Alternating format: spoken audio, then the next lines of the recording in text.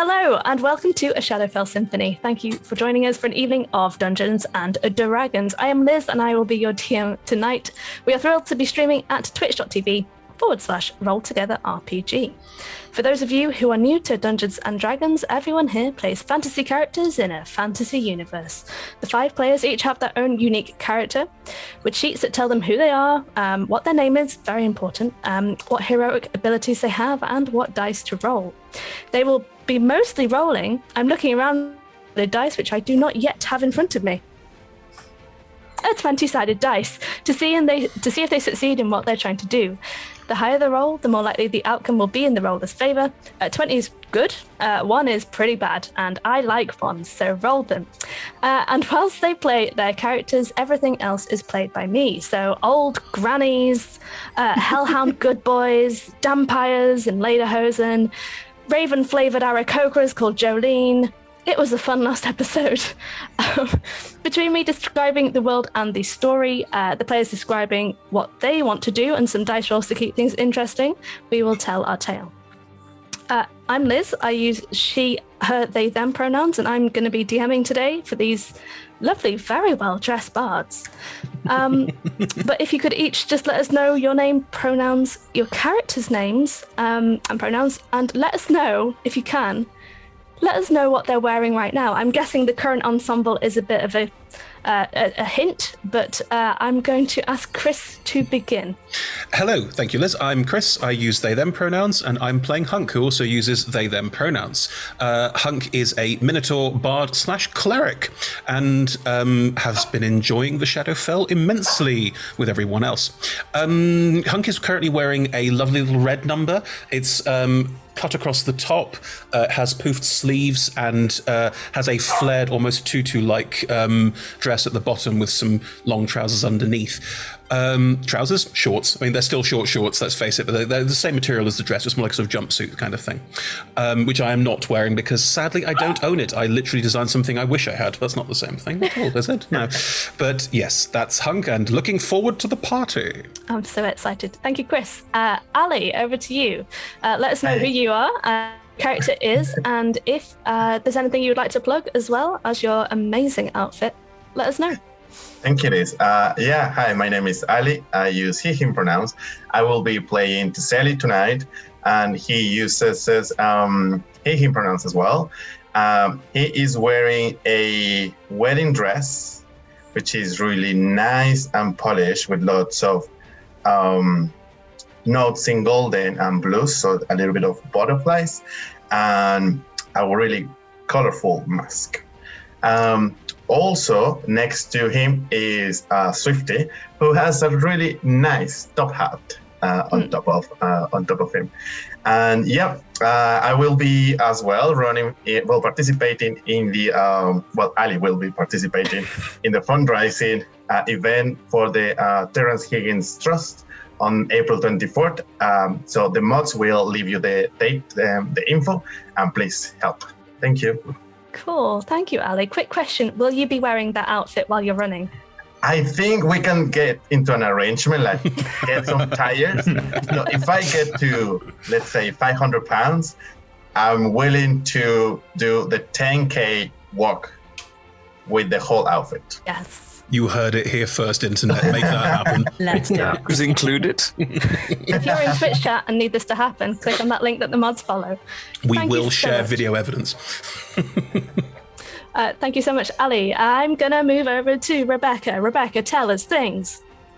Things. Yeah. Hi, I'm Rebecca. I use she, her pronouns. I play Harmony, the tiefling paladin, who also uses she, her pronouns.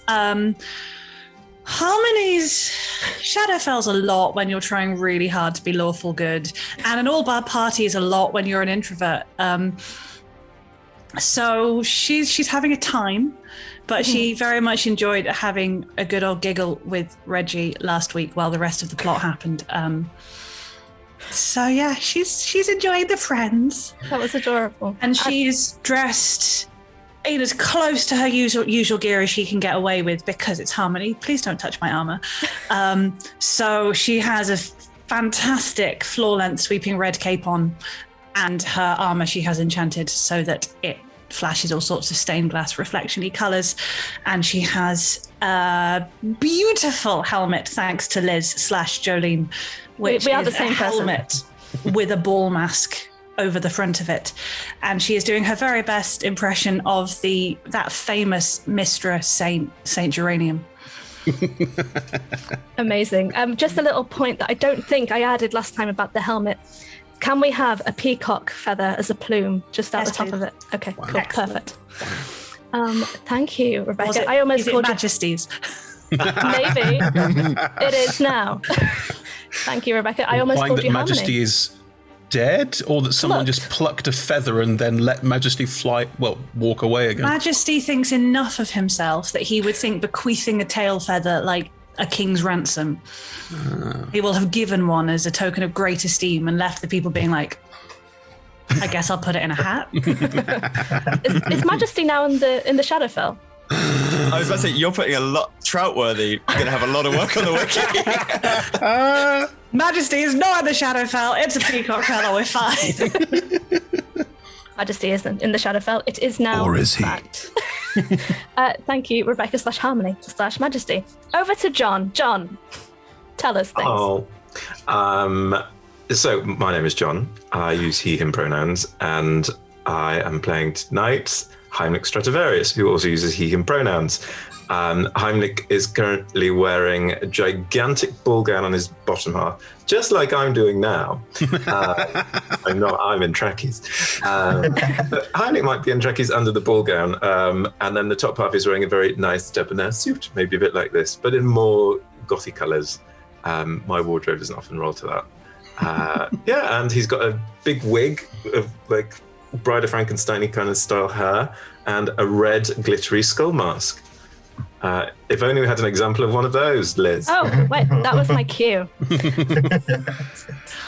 Now, I would wear this, but I cannot keep it on with everything else. So enjoy it while it lasts. I'm taking it away. Hi. Hi, John. That's me. And with that, we'll move over to Sam. Sam, do tell us who you are, who your character is, what they're wearing, and anything else you'd like to tell us. I often ask myself the same questions, Liz. I'm Sam. I use he, him pronouns. I'm playing Reggie Peggio, and he also uses he, him pronouns. What isn't Reggie wearing? That's what I'd like to say. Most things, actually. What Reggie's exactly wearing is a very flashy suit, which has clearly been made out of a garbage bag by the props department in the 5 minutes before the lunch break, as they'd forgotten to manufacture his suit, as well as a dapper cravat and some skin-tight latex trousers with some shiny boots. He's looking classy, but also like he's in a high school remake of Labyrinth. So yeah. Ooh, that's an aesthetic. Why have you got a napkin stuffed down your top? Because I need a cravat, and this is not a cravat. This is the napkin I accidentally put on my lamp as a diffuser. Like, oh, this will be fine.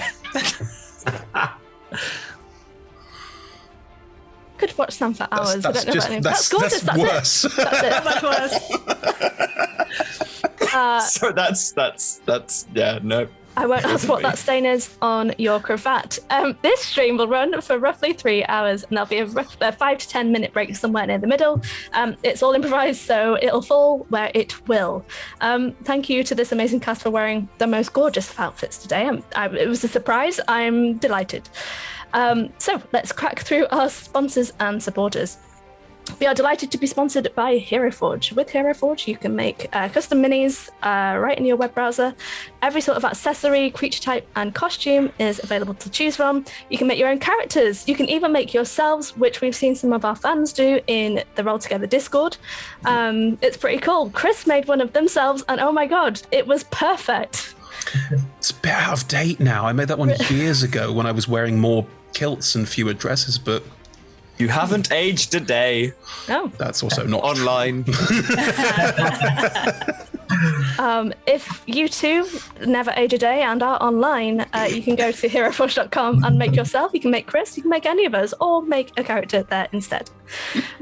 We are also delighted to be sponsored by Ultra Pro. They make accessories for D&D, Magic the Gathering, and loads of other things. My favourite part of their collection are their figurines of adorable power. I have a Gazer. Does anybody else have? Yes. Oh, a Mimic today. Oh, look how cute it is. It's got little eyes. Welcome to the party. So if you're in Twitch chat today, just say something nice, preferably, and you'll be entered into a random draw to win a gift voucher. Start typing right now. Make it witty, make it delightful. Ask the mods for more info. You can find all of Ultra Pro stuff at ultrapro.com. We are also sponsored by Elderwood Academy, who are the premium purveyors of bespoke gaming-themed gear. They make fabulous wooden creations, such as dice boxes. Sorry, I thought Rebecca was reaching for something. Yes. You just did it so emphatically. I was like, I'm gonna wait and not say anything. No, I was stretching, but here is a dice box. I love it. But yeah, they make all sorts of things. You can currently get 10% off your Elderwood purchase with the code roll-together at checkout. Just go to elderwoodacademy.com and you can find yourself something that smells nice, looks great, and holds dice and other things. Let's move on to our supporters. We are also supported by D&D Beyond, who are awesome. We use them every time we play. I use it for encounters. It makes dice rolling really quick and easy, especially if you're rolling a bazillion D10, or you've just rolled a load of natural 20s and you need to roll a bazillion divine smite dice. I don't know. They make the rule side really easy as well of D&D, because it displays all your information for you. You can see everyone's character sheets on the left-hand side of the screen. So have a look there. Please use D&D Beyond for your home games if you aren't already. We are also supported by Level Up Dice. There is a link in chat for our Table Shakers range. Chris is reaching for something, maybe? Yes. Castanet dice. They're very loud and we like them. Sorry, I'm done now. It was gorgeous. Thank you. My ears are grateful for your wonderful display. We are also supported by two lovely D&D video games, Idle Champions and Warriors of Waterdeep. You can get the games as apps on your phone, tablet. Sam, show that again. I wasn't watching. Or on your Switch. He's playing right now. Right now. But it's Idle We're recording Champions. a stream, you ass. It's an I'm idol not playing. Toss it up. I You was brought it up. shocked. It's idle. I'm idle. I know you're I right. can say that It's again. If you too are idle, you can see some codes at the bottom of the screen that begin with exclamation marks. You can type these into Twitch chat for download links or ask the mods for more help. I think Sam needs to ask the mods for more help. I'm just kidding. Sam does need help, but not from those pesky kobolds. They might know how to tie a cravat. Shade. You can type exclamation point code into Twitch chat for an Electrum chest, whereas for Warriors of Waterdeep, type in, Rebecca, say it for us, Wow, gems! into Twitch chat for a link for free gems. Jesus, your mic peeked out something fierce. My ears are now bleeding, but I'm happy about it. I forgot that I don't have to project to the back of a field when there's a microphone. Oh god, this is going to be fun. We are Roll Together RPG on all socials. There will be links in chat. Do like, follow, and subscribe. Thank you to our D20 Club on Patreon. You can find a link in chat. Help us make our shows from just £1, $1, or $1 gold piece, and unlock more tiers by joining. Our shows are also available as podcasts. Just search for Roll Together RPG on your favourite podcasting app. Finally, we play with a diverse group of players who play a diverse set of characters with wide-ranging sexual and gender identities.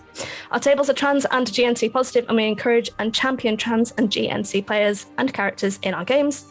The DM and players may portray characters that are of a different gender to their own.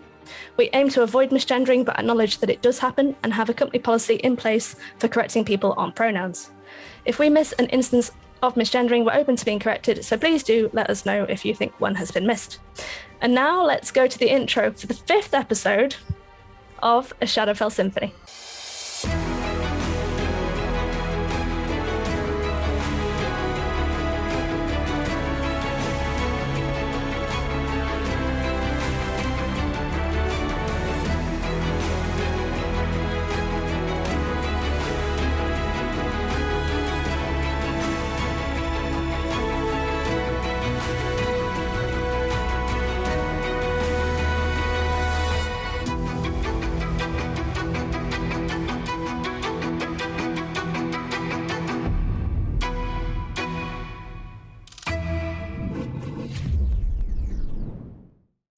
So I'm going to go through what happened last time. A lot happened last time. I was writing this up and I was like, oh boy, there's a lot to go through. So I'm going to start.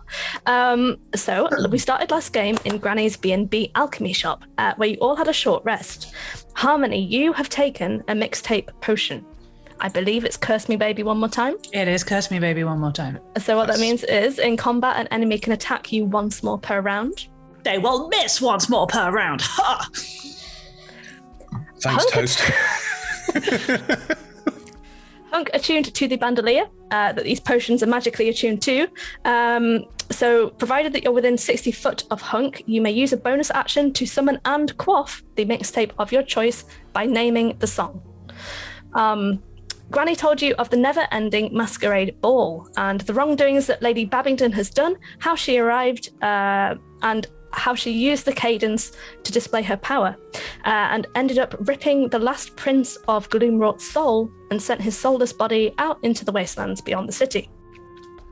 As some of you were about to leave, a very familiar purple crackle of energy came from the center of the city, crashing through the window, and you saw a goblin and a satyr encapsulated outside who vanished, and they were replaced by a pack of 4 hellhounds. Granny also got by this energy and was replaced. We rolled for it and you fared pretty well. There were quite a few things that could have happened. A grandfather clock appeared in her place. And some of those runestones that you've seen previously fell out. Hunk, you lobbed one out the window, initially towards the hellhounds, but we went, nope. So you lobbed it towards the greenhouse instead. It was fine because there was a cute moment with the hellhounds, with Reggie and Hunk. It was adorable. You sent them on their way. So instead of having conflict, you did that instead. You left Granny's intending to go to the sort of posh area of town to get some clothing for the ball, and you saw that the Raven Guard had cornered the Hellhounds in the Avenue of Chains. You did manage to persuade, I think it was Hunk, Wholesome content. Check. Yes. Adorable. The Raven Guard agreed to put them in the Carnival Stretch, which you saw later. It's like an abandoned mile or so of tents and carnival bits and bobs. Sounds fun. You were traveling to the Emporium Courtyard, a tip from Granny, getting outfits for the ball, trying to get in, maybe find a noble to rent or something to blag your way in to the posh bit. Phrasing. On the way, Heimlich saw a notice board with his parents' faces on. Long story short, turned out they'd sold their soul for some free steins. I said it correctly. Steins. Of beer. Some of you went into this beer palast and spoke to Vonnie Fangberg, the Dampire owner. Tesselli took him into the pantry. Swifty joined in, and Heimlich got his soul back. You'll have to watch this episode if you want to see what actually happened. Heimlich's soul is... Not wholesome content. Heimlich's soul is currently contained within a stein and is in your backpack, I believe, Heimlich. You all left this place, but not before Hunk. You gave Vonnie a piece of your mind. You created some positive change in the Shadowfell as a result, which was pretty cool. Then you went to Jolene's, which is this extravagant pageant shop. And you went wild. You chose your own outfits. Even Harmony, not really a shopper for gourmands, you tried something new. Does that all ring a bell with everybody? I hope it does. Yeah. Cool. So we're going to pick up, because you've just exited Jolene's. Jolene, of course, for those who are wondering, is the resident eclectic Aarakocra in this shadowy city. Is Jolene related to Eileen? Are they sort of, or is Jolene like a shadowy counterpart? Like, what's the setup there? Well, Eileen is a flamingo. And I guess Jolene also is... interesting question. Maybe you'll find out on the wiki. Are they like cousins? They can be cousins. If you're in Twitch chat, let us know what the relationship is between these two characters. They don't know! You're the DM, Liz! If you're on Twitch chat, go to the wiki, type it in trivia, makes it canon. Don't! No, yes. God! That sounds great. Do that. I am so Maybe sorry. Do a poll. Someone do a poll, and we'll see what happens. I'm cool with anything. We'll let the fans Could they decide. be lovers? They could be. Le cousin dangereux.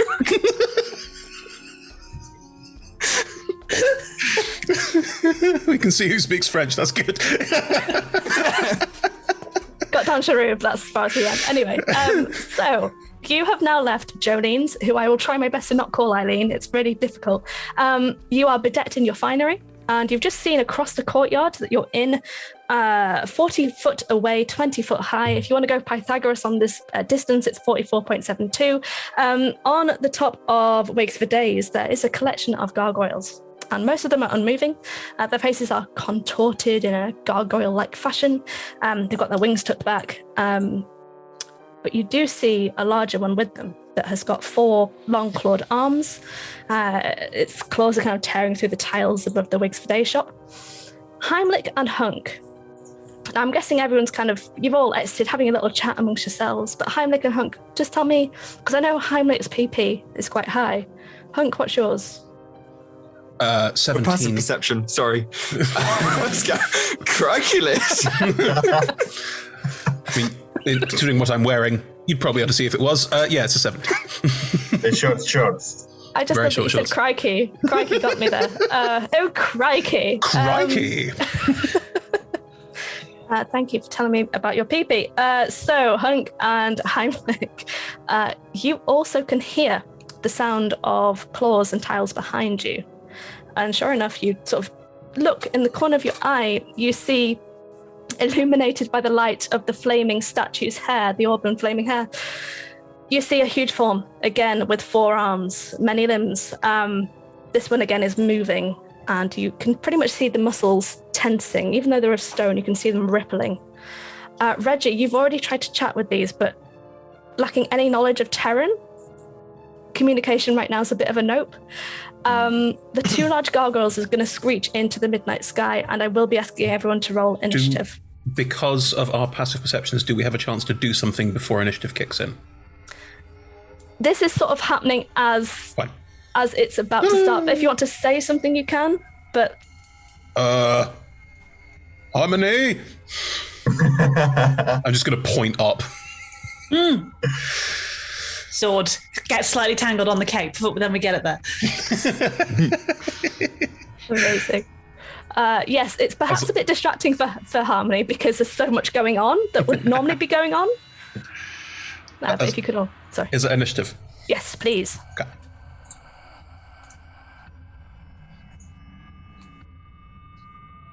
Not bad for me. 16. Nice. Yeah, I'm using D&D Beyond Encounter Tracker, and I can see all of your initiatives that come up. But if you're rolling real dice, tell me what number you've got. Say them anyway. 20. Say them anyway for the audience; they can't see it. 12. 10. 22. Oh. Let the countdown timer begin.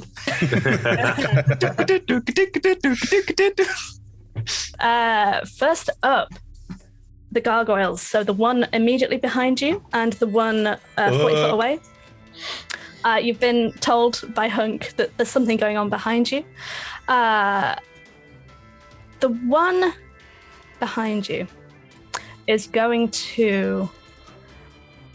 I guess Heimlich and Hunk, you would see this first. You see in the cracks of its stone, you see embers begin to crackle. And they crackle around the throat area as it begins to exhale this fire breath towards you. Could you all, please, including Swifty, roll a dexterity saving throw? Let's make sure. If you're within 10 feet of me, you get a +5. Nice. Is that all of us? Yes, please. Yes. And My new outfit. How they dare. Right? How Let's dare. hope you don't get too much like Sam's cravat. What a dirty Fire, I napkin. promise. 24. 21. 16. 29. What did Swifty get? Where's it? No. 18. Cool. Nice. So I think you all beat 16. Yes. Yes, Yeah, we nice. did, yeah. So you would take half the damage. So total damage was 24. That's reduced to 12. Those of you who are tieflings, you take a further half on top of that. Right. So your damage is 6 because of your fire Cheeky resistance. monkeys. Right? So that was the one behind you. The one in front of you, 44.72 foot ahead of you, is going to fly down with its full movement. Let's see. Let me just roll something. Let's see who it's going to go for. Okay, I rolled a 3. It's probably going to be going for Hunk. Given that you're red, I think, is the only justification it needs. It will attempt to multi-attack you. Okay. So it's going to try and bite you twice and claw you twice. Okay. The first roll was 21 for the bite. Yeah, do I want to do anything on a reaction? Hang on. Ooh, characters. Oh, no, I'm good. Go on. Okay, cool. The second was an 18 to hit on the bite. That just beats my AC. Okay, cool. I'll do the bite damage first. 13 piercing, Sure. followed by 11 piercing. Sure. Okay, so it kind of swoops down and just like face first comes for you, Hunk, kind of gets into your shoulder. It's then going to kind of just retreat a little bit and then just try and swipe you twice with its claws. First to hit on that, not too great, 14. Doesn't hit. And the second to hit is 16. Doesn't hit either. Cool, so you Can I kind check? Is that creature within 5 feet of me? it technically, sort of. You kind of exited in a clump. I will say for the purpose of this, yes. Yes, Sentinel. Just remind me what that does. When a creature within 5 feet of me attacks someone other than myself, I can use a reaction to make a melee weapon attack against the attacking creature. Nice. Well, melee away, please. Melee away. That is A with Maurice. That's a 5 plus 9. 14. Yeah, so with a flurry of raven feathers, what do? Do you just hit with Maurice? Like, what's... But quickly pull Maurice out of pocket dimension and smash. Yeah, so Hunk, you duck just in time as these two claws come for your head, but then it's replaced by a keytar, which just clocks it underneath the jaw. Nice, okay. Does a 14 hit? Oh, good question. Yes, Chris, 14 why does would not you hit. say Sorry, but this? 14 points of damage. It clocks it under the chin with a clang, although no damage as a result. Thanks, Chris. What? I'm trying to work out what its AC is. Don't come at me. Yeah, it was clearly not Sorry, 14. I thought it was like 14 Well, no, damage. I was like, thought cool. not. It's made of stone. I got so excited with the visual. Anyway, I'm sorry, Sam, that doesn't hit. It's fine. But We tried. speaking of Sam, Reggie, it's now your go. What would you like to do? There is a huge gargoyle behind you and a huge gargoyle within 5 foot to your left, let's say. Is the gargoyle behind me within 10 feet of any of my friends? Yes, it would be. Okay, this is a nuisance. What Reggie will do is attempt once again to off the recoil of that blow, strike again twice. Because let's Maybe we hope can work for out the more. AC, Sam, go for it. That's a 13. Nope. And that's a 20. Dirty. 20 does hit, yes. Roll your damage. Okay. And while I'm there, I should have said this before, as a bonus action, cast Green Flame Blade as well.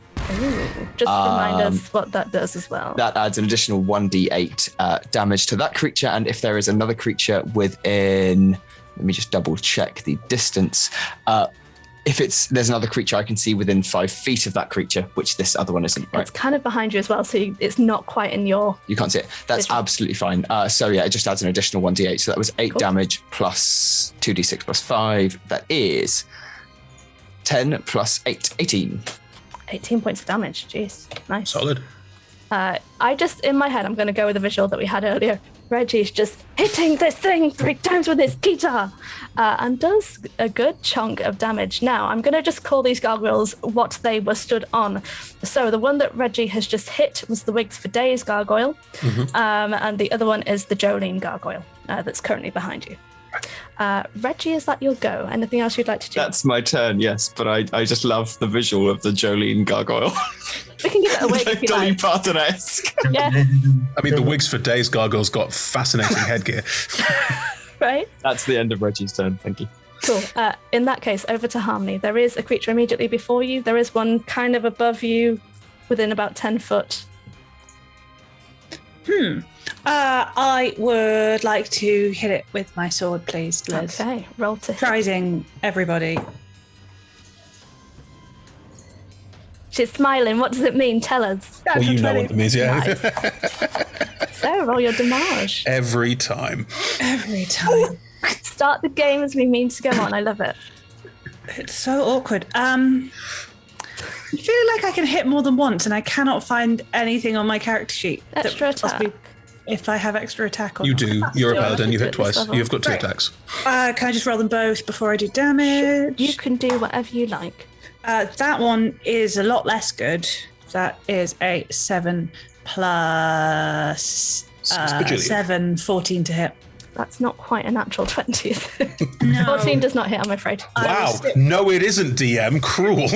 I'm messing. It's all right, I deserve that. The number I'm of kidding. I dice I roll. joke. Just a fact. I will dump we still have the big bad 2 hit, but it was in that 20. I will dump a 2nd level Divine Smite into the one that hit. And that means I roll. It's been a couple of weeks. I love that we kicked off this game and it's intense. Intense, I used to know how maths. to do this. Okay, it's an extra 2d8 plus another d8, so it's an extra 3d8. So it's an extra 6d8 because it's a crit. So 6d8 for the Divine Smites, and then the Rapier is damage. D8. Another 2d8. So that's 4d8, 10d8. It's 10d8 of damage. Roll your plus damage, please. 5. There we go. Oh, and I'll do a Blade Flourish because why would I not? Okay.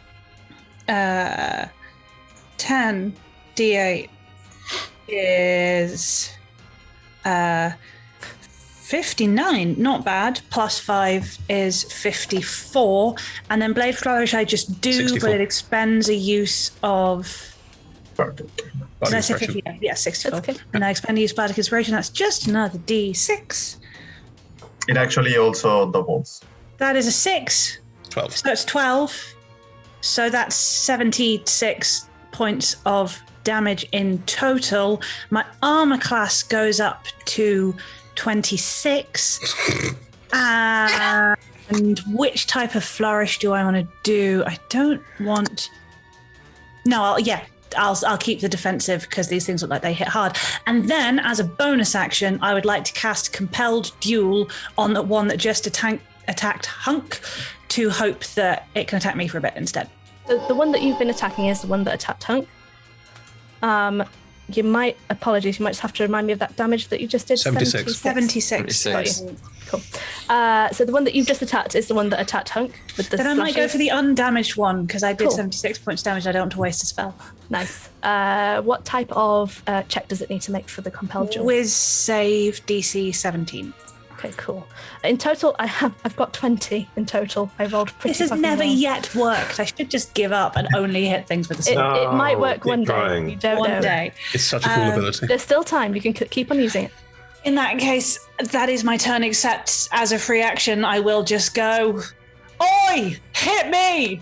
And I have a big red cape and flashing armor, so I'm hoping I will attract enough attention. Oh yes, everyone's quite flashy at the moment. Thank you so much, Harmony. That was a heck of a lot of damage. Yeah, you just slice into this. You can see the sparks that are flying as a result of the sword hitting. You are getting through though, like you are chipping away some of the stone that is its armor. If that's your go, Harmony, we will move on over to Hunk. Hunk, there is one of these creatures right in front of you that's just been beaten the crap out of by Harmony, and the one behind you by 10 foot. The other gargoyles, are they moving or is it just the 2 big uns? I will say make a perception check, given that there's a lot going on with you right now. Is this an action? No, it's fine. You can do it for free. You're very kind, DM. I know. That is there's an 11. It's a terrible roll. Oh, okay. Maybe one moved. Maybe. Okay, Hunk's I did terrified. it. As Harmony says, hey, hit me, Hunk's go, don't hit me! And I will cast Sanctuary on myself. Cool. Another sort of bling guitar and ukulele. I will then also, because that's a spell, so I will also on my turn use Emboldening Bond, and I will use it on the 4 party members that aren't me. A reminder, my friends, you can add a d4 to basically everything. Attack, roll, ability check, or saving throw, so basically everything.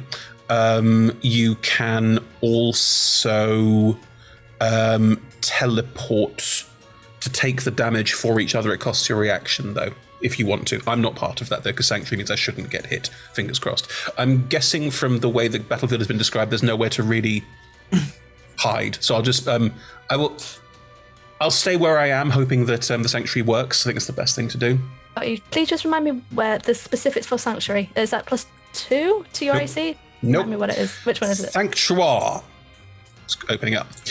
You have to roll a wisdom saving throw if you want to hit me. Nice. On a failed save, you can redirect the attack or you lose it. Cool. Awesome. Okay, cool. Thank you, Hank.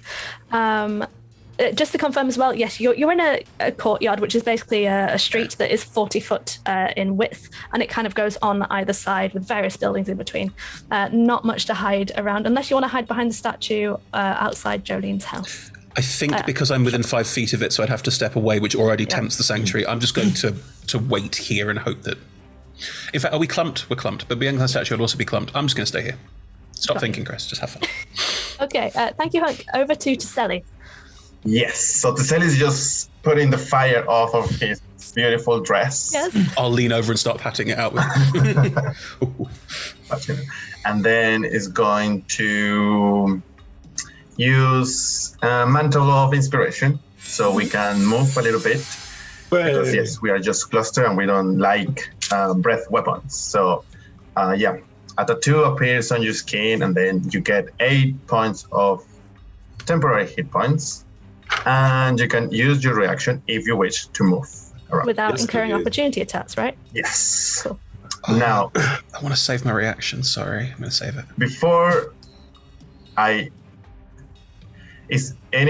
gargoyles are in melee range with me, right? One is, yes. The other is 10 foot above on Jolene's shop on the roof. Okay. So what I'm going to do is... Teseli is gonna just slightly put like 5 inches of his dress and a flock. No, it's not a flock. How do you call a group of insects? Swarm. A swarm of butterflies starts surrounding him. It's like green butterflies, and he casts Blade Ward. So now I have resistance to slashing, piercing, and bludgeoning until the end of my next turn. Nice. Cool. And I'm not going to use my reaction. I'm just going to move away from the action. Maybe opposite direction to Julie's house, please. Got you. So over to the other side of the street. You Yes. would move out of this creature's range of attack, but you will be using your Mantle of Inspiration, right? So that doesn't incur... No. I will save my reaction. Got you. Okay. So you will incur an attack of opportunity. Yes. It's going to try and claw you. That's the first thing I would think to do. In total, that is 15 to hit. That misses. Okay, it kind of slashes at you. Your veil, your trail of your dress, it kind of snags its little claw in it, but then lets go as you pass. Is the veil damaged? No, it's fine. This is just for emphasis. But maybe later things might start to happen to your garments. So beautiful. I can cast mending. These things are surviving. And I think that's it for myself. Cool. And for Swifty, what's Swifty up to?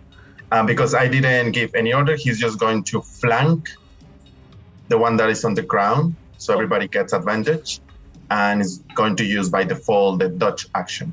Got you. Cool. So yeah, it kind of this little egg with the hat on kind of round the back of the gargoyle, not out of its range of attack, so is able to move around the back. Cool. Thank This you. is a tiny bit late, but technically, opportunity attacks proc Sentinel. But you just have your reaction already. I had a reaction last turn, and then I had a turn. Yeah, you got your reaction back. Yeah. So I've got a reaction. Yeah. Can I use my reaction for a Sentinel attack on the creature that just opportunity attacked to Sally? Yeah, sure. Yeah, you it's can, I true. believe, because we started Yeah, Sentinel combat. procs it. Right. That is a natural 20 plus 9, 29. Oh, your damage. Maurice.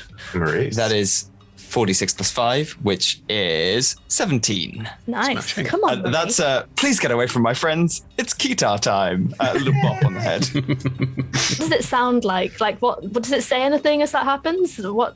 Surprisingly mute until sort of a bit of stone chips off and accidentally hits the DJ button, which screams, DJ! That's everything I hoped for. Yeah, that makes sense, because you used your reaction at the top of the round. Yeah. And then I had And a your turn. go happened, and then yeah, cool, okay. Just keeping it honest. I like it. Thank you very much, Reggie. Thank you to Sally, and thank you, Swifty. We'll move over to Heimlich. So could I use my reaction to move with the Mantle of Inspiration? Yep. Didn't want to interrupt Ali's beautiful turn there, but I will run the opposite direction to Sally, so we're spreading out, avoiding them breath weapons. No. So in my mind, Tasali's run in a straight line towards Wigs for days. You can go left, you can go right. Either way would avoid the 30-foot cones that may appear. Let's say to the left, to the left. To the left, to the left. Heimlich, nice. And I'll use a bonus action to speak to some spirits and pull out a tail. See if that's useful. Yeah, man. All right. Who have I been speaking to? Right, that's a 4 on a D8. Let me get my little chart up. Hello, you're through to Tell you who I've Jessica. been speaking to. Help you, give you any assistance? Tail of the runaway. The target can immediately use its reaction to teleport up to 30 feet to an occupied space it can see. When it teleports, it can choose a number of creatures it can see within 30 feet of your charisma modifier. That's quite handy, actually, isn't it? Does it charm them? We need to get out of somewhere. Does it charm as no, it goes?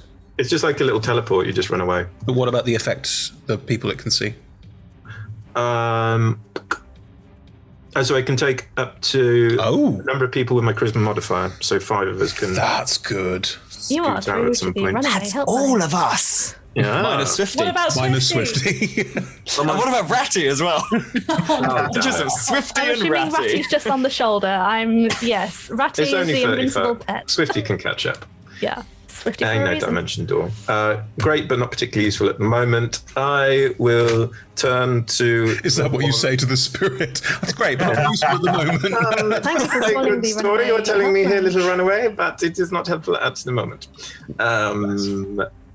I'm just gonna old school bard it and insult the quality of this gargoyle's like stone structure. We're like, it is you have got a high deposit of minerality in your composition. It is very unattractive. Look What's at all the the same? sediment in you. Oh, she feels I mean, offended. bird What's- crap was Probably right there. metamorphic, aren't you? Your father was igneous. You're igneous Remus. And various It's insults. Wisdom saving throw, please. That just kept getting better. Yes. Heimlich just runs off, just She worked shouting into it. insults at this thing. So I rolled in total a 7. Oh, great. So that's going to be 2d4 and a d6, because I've been playing that through my magic violin, for a powerful 9 points of damage, but you now have disadvantage on your next attack. Good to know. Please Stung. remind me if I forget. Done by those insults. Yes, it is. It certainly seems very regretful of any life choice it's ever made, as these string of insults hurl its way in very rapid German accent. It regrets a lot of things. Thank you, Heimlich. So you are 30 foot away to the left-hand side. Is that your go after you've I'll defended maybe everybody? back up another 10 foot. Cool, okay. How much movement do you have? Because I used the Mantle of Inspiration, so I you still got did. my full movement. Nice. Cool. So Heimlich's run away, everybody, shouting There's insults any- at the gargoyles. Is there any cover? Anything I could hide behind? Typical. There well. was a statue with flaming auburn hair that you've run past. Make a perception check for me, Heimlich, as a little. Fruit cart. That's a 20. Oh no, it's an 11. That was a 2. I thought it was a 12. I also am too scared. Yeah, I mean, there's like a little wooden sign that's advertising one of the shops here. You could maybe try and crouch underneath that if you wanted. Not in this ball gown. Something like rip. Plus your knees at this age, Heimlich. You need to keep them. Oh, no. Thank you, Heimlich. We're going to move on over to, the gargoyles on the rooftops. They do start moving. You can hear stone on stone as they kind of grind their way. 4 of them specifically are going to begin to move. And they will swoop down to the cluster by Jolene's. One by one, they seem very focused on one thing in particular. And that one thing is Swifty. I'm going to need Swifty to make 4 strength saving throws. It's a contested grapple. believe it's true. The pony. Is this the Wizard of Oz? With this, anything could happen. Roll a strength athletics check, adding any modifiers or bonuses you may have. So strength athletics check for Swifty 4 times.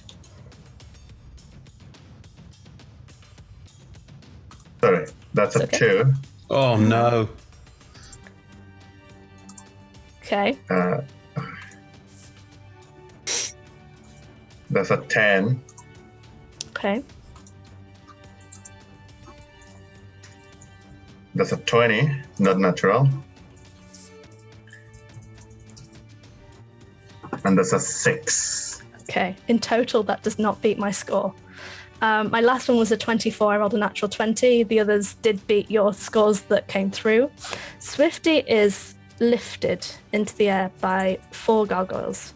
Oh no. Now, they've not got much movement left. They only go about sort of 30 foot higher. But Swifty is currently being carried off by 4 gargoyles. She's shocked, bless her. Right, okay, that is their go. That's all that they can do. To Sally, you watch this. You're on the other side of the street, so they've literally gone over your head, swooped down to Swifty. They kind of bicker like monkeys about what's about to happen. They kind of... It is the Wizard of Oz. Yeah, It is the Wizard of Oz. they begin to lift Swifty away. That is their go. We're then going to move over to the big gargoyles. Top of the round. Swifty. So the Wakes for Days gargoyle that's currently with you all right now, other than Taseli and Heimlich, let's see if it gets its breath weapon back. It does not. Instead, it's going to attack Harmony, being the closest thing to it. It can attack you one more time. So that's 5 attacks against you, Harmony. You've got an AC of 26. Let's see what happens. I took the tough feat because I played with you all and realised one of us needed to be tough. Let's do this. Hey! I have I'm got... a very tough Minotaur. You are First with your attack at short disadvantage, please, Liz. shot. Cool. All right. So first attack was 17. Does Misses. not hit. Second attack with the bite was going to be amazing, but it's now a 17. Misses. We've then got... I'll do 3 claw attacks because one more time. 22. Misses. 22 again. Misses. Last one is 24. Misses. I rolled a 6 on my d6. I am so sorry. I'm not sorry. I'm a little bit sorry. It's cool. There's like this bardic and also divine power that kind of just reflects any attack that comes your way. The bites come in and it kind of is just biting the screen that's in front of you. Extremely cool. The swipes come and it slashes across this panel that's in front of you, a shimmering light. And you see the claw marks go through it, but nothing happens as a result. The gargoyle behind you will use its... let's see if it... Yes, will use its fire breath against you. So those of you who are still in front of Jolene's, I have got Hunk, Harmony, and Reggie. Reggie, Yeah. and Swifty's been carried off. So you 3, please make a dexterity saving throw for me. Come on. That is 17 total. Did you add on? 24 again. Sam, did you Oh, add that's on? without the bonus. That's 22. 10. With the bonus. Yeah. Dex Hunk, saves are you- my weakest. You take the full 24. That's fine.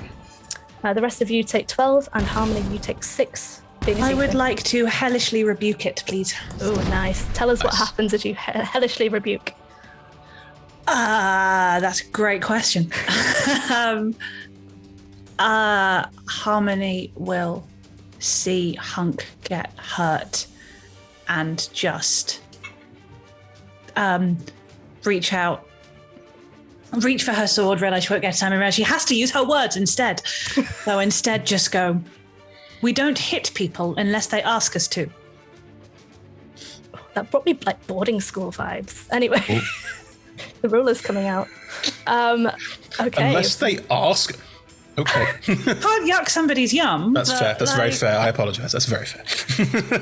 Consent is important. That's correct. Yes. So Does it it need needs to make a dex dex save back, and if not, it will take fire damage back.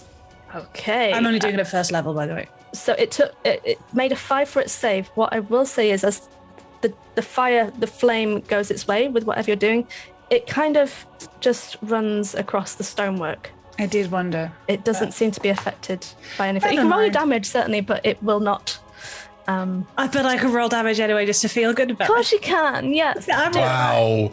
I'm okay. I don't need to know what damage I would have done. That is a stop hitting yourself level of DMing. That is. I did wonder, but I keep forgetting that I have it, so I thought I have to try it at least once. Cool. Great. No, It's it's worth a good. try, yeah. Yeah.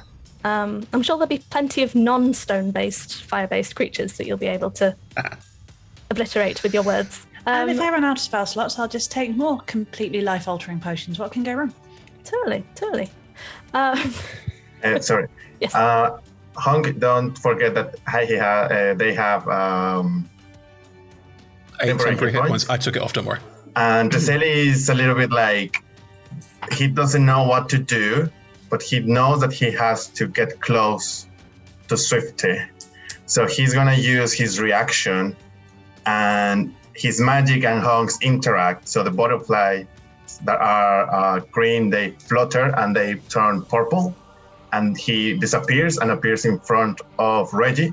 So he's gonna take the fire damage, which is 12.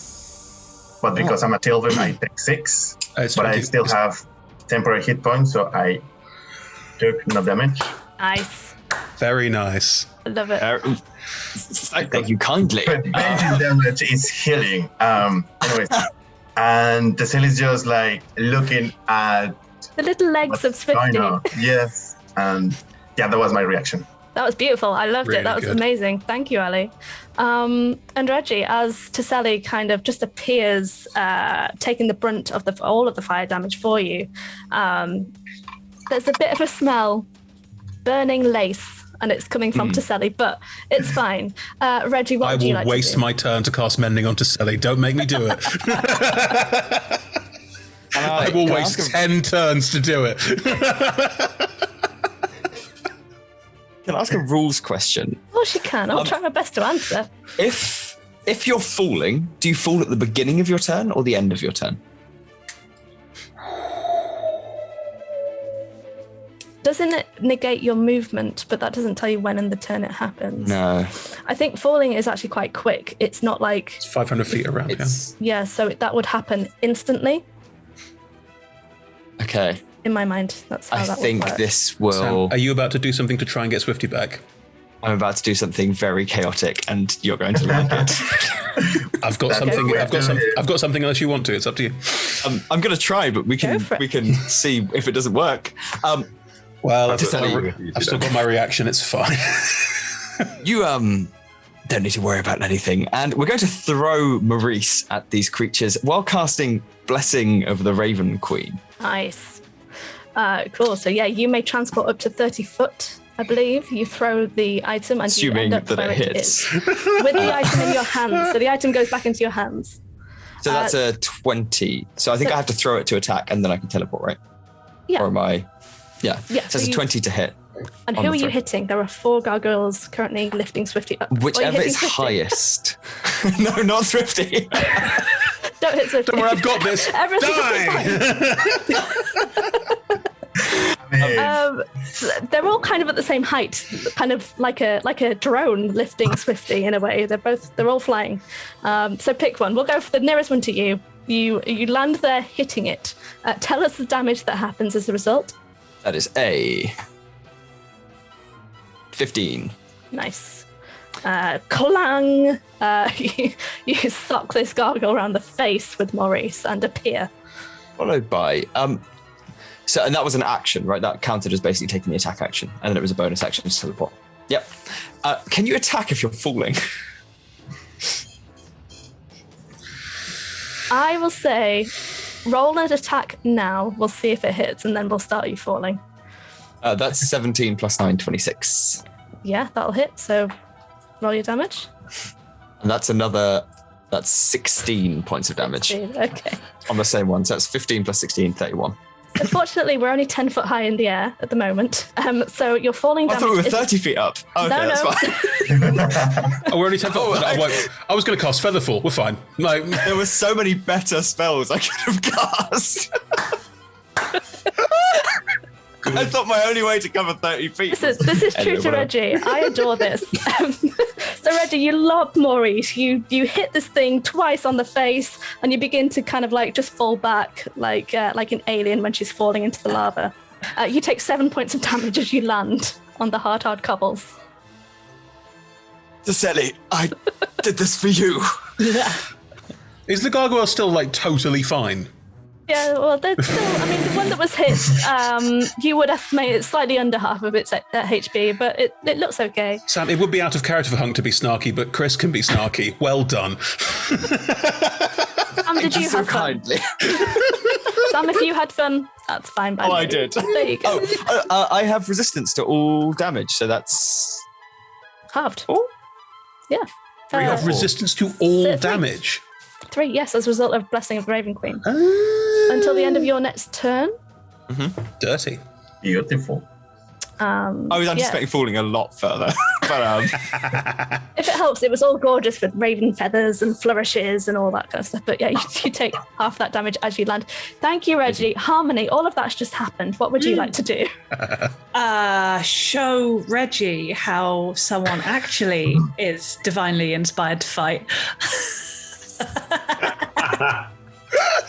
No more Reggie's pals dying on the outside floor pub. right now, Harmony.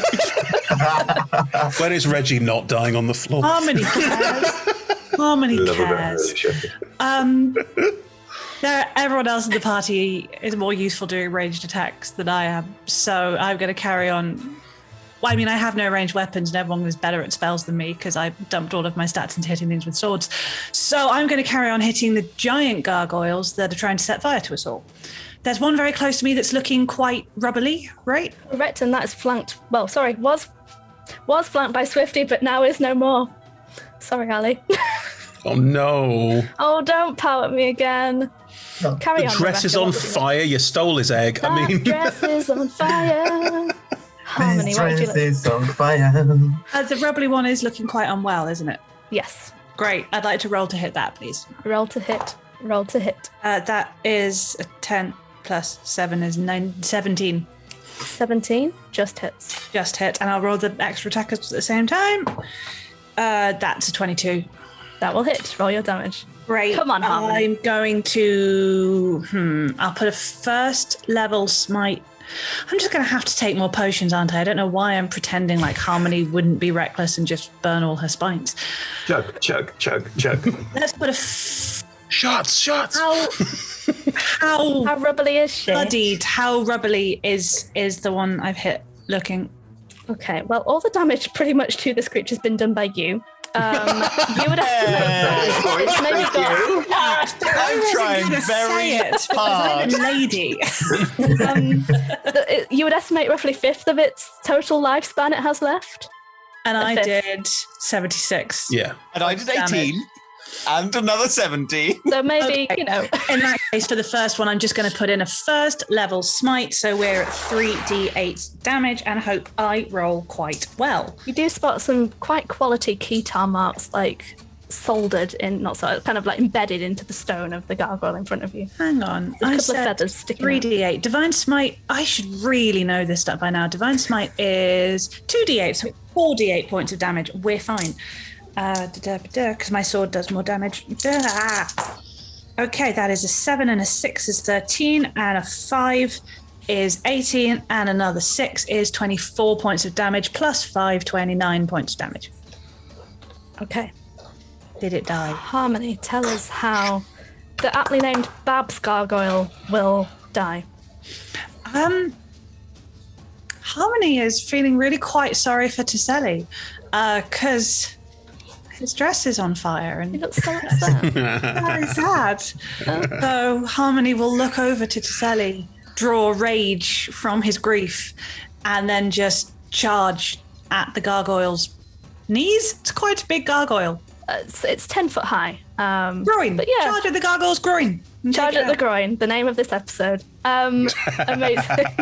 And from the groin, it kind of explodes. Ow. No. Oh no, From maybe the it's fun. waist. From the waist, the gargoyle explodes. Bits of rubble go everywhere. There's a slight cry and a slight puff of smoke and fire as the gargoyle is no more. Anything else on your go you would like to do? That was only my first hit. Oh. So I rolled to hit, but I haven't rolled damage, and I haven't decided on smittage. So second gargoyle is completely healthy because the rest of my party is so good at damage dealing. Cool. I am doing other very important things. I'm just the DM, don't come for me. No, I'm kidding. 1 out in 1.5 turns, but that was with an natural bird with a miss. I will do another second level smite this time, so we are up to 5d8. Just to confirm, that gargoyle is 10 foot away from you. Do you have the reach of your weapon? So it's on the roof still behind you. Ooh. We rolled to hit twice, but that was based on the first creature in front of you. Yes, it was. I have no idea what my weapon's reach is. You can use a reaction to climb up the wall, 15 feet climb speed, and then stand on top of the roof and attack it. I'll do that. I mean, can I just do my movement for that? I haven't used any movement this time. You would be able to. What I will just say is make a cheeky little acrobatics check for me, just to see. That's fine. Harmony's Dexy. Just to see how well we climb in our plate armor. That is 19 on the dice, so 20. It's like you just point yourself up. There's a window, and you just with one reach, just pull yourself up, and you kind of float slightly, just next to the creature. Great. So that hits roll your damage. That hit it. I said a level 2 smite, which is 2d8 plus another d8 plus another 2d8 because of my sword, so 5d8. And you could use a flourish if you wanted as well. I might say, no, I have a lot, and I want to keep my AC up. 5 plus 5 is 10, 3 plus 4 is 17. Oh, and an 8 is 25, plus 5 is 30. I'm going to do a defensive flourish again to keep my AC nice and high.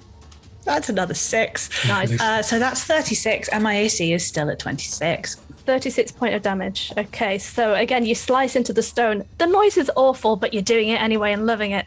She's just singing the outer line to her favourite psalm to kind of keep the grinding and screeching at bay. Nice. It's coming out quite shouty as you're singing, but you're having a great time. It's an outer line, so it's all on one note. Yes. So she's just singing repeated G's with the occasional E. Nice. And again, this kind of barrier of force kind of comes up in front of you as your defensive flourish kicks in. Thank you, Harmony. Is that your go? That is. I mean, you could have done a bit more on your turn, let's be honest, but we'll move over to Hunk. Hunk, what would you... I'm kidding. Hunk, what would you like to do? Liz. Yes. I would like to cast Otterluke's Resilience Sphere around Swifty. Cool. I believe that Resilience Sphere breaks grapples. Sage advice says that it does, but it's obviously down to DM discretion. We'll go with sage advice. I believe and trust, so we'll go with that. In which case, I'd like to create a Resilience Sphere around Swifty, who then falls out of the sky 10 feet. Yes. The sphere is weightless. Does it bounce? Ooh, you tell me. What would you like to happen? Bubbles. In an ideal world, I'd like Swifty to get dropped and then boom, boom, start bouncing up and down repeatedly, because also Reggie's underneath, yeah? Yes. Oh, sorry, Reggie. Boom. It's weightless. It's weightless. Is this what death feels like? Chris, just roll a d4 for me. Let's just see which way it goes. Odds, it's going towards Heimlich. Evens, it's going the other way where the gargoyles were flying. That's a 2.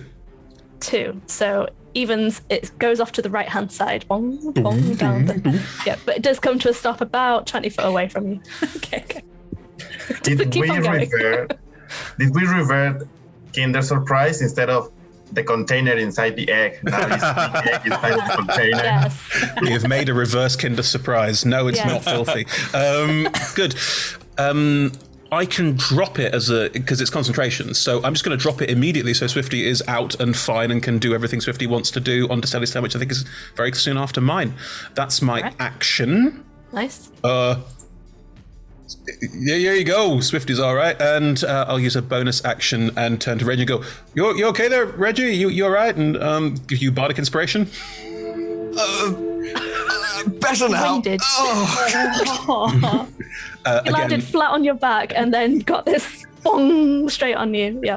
It's weightless. It's all right. It's just unnerving. Don't tell Reggie that. The sphere is, but is Swifty weightless? The sphere and everything in it is weightless. I just thought that it was the Swifty. Clonk, clonk. No. It makes everything inside weightless. Perfect. How many Ds is that, or what size of D is that? Sorry, my mind went elsewhere. It's a D6, and a motive possibility again will float around you as that kicks in for me as well. Perfect. Awesome. Okay, right. Thank you, Hunk. Are you staying where you are? You're not moving anywhere?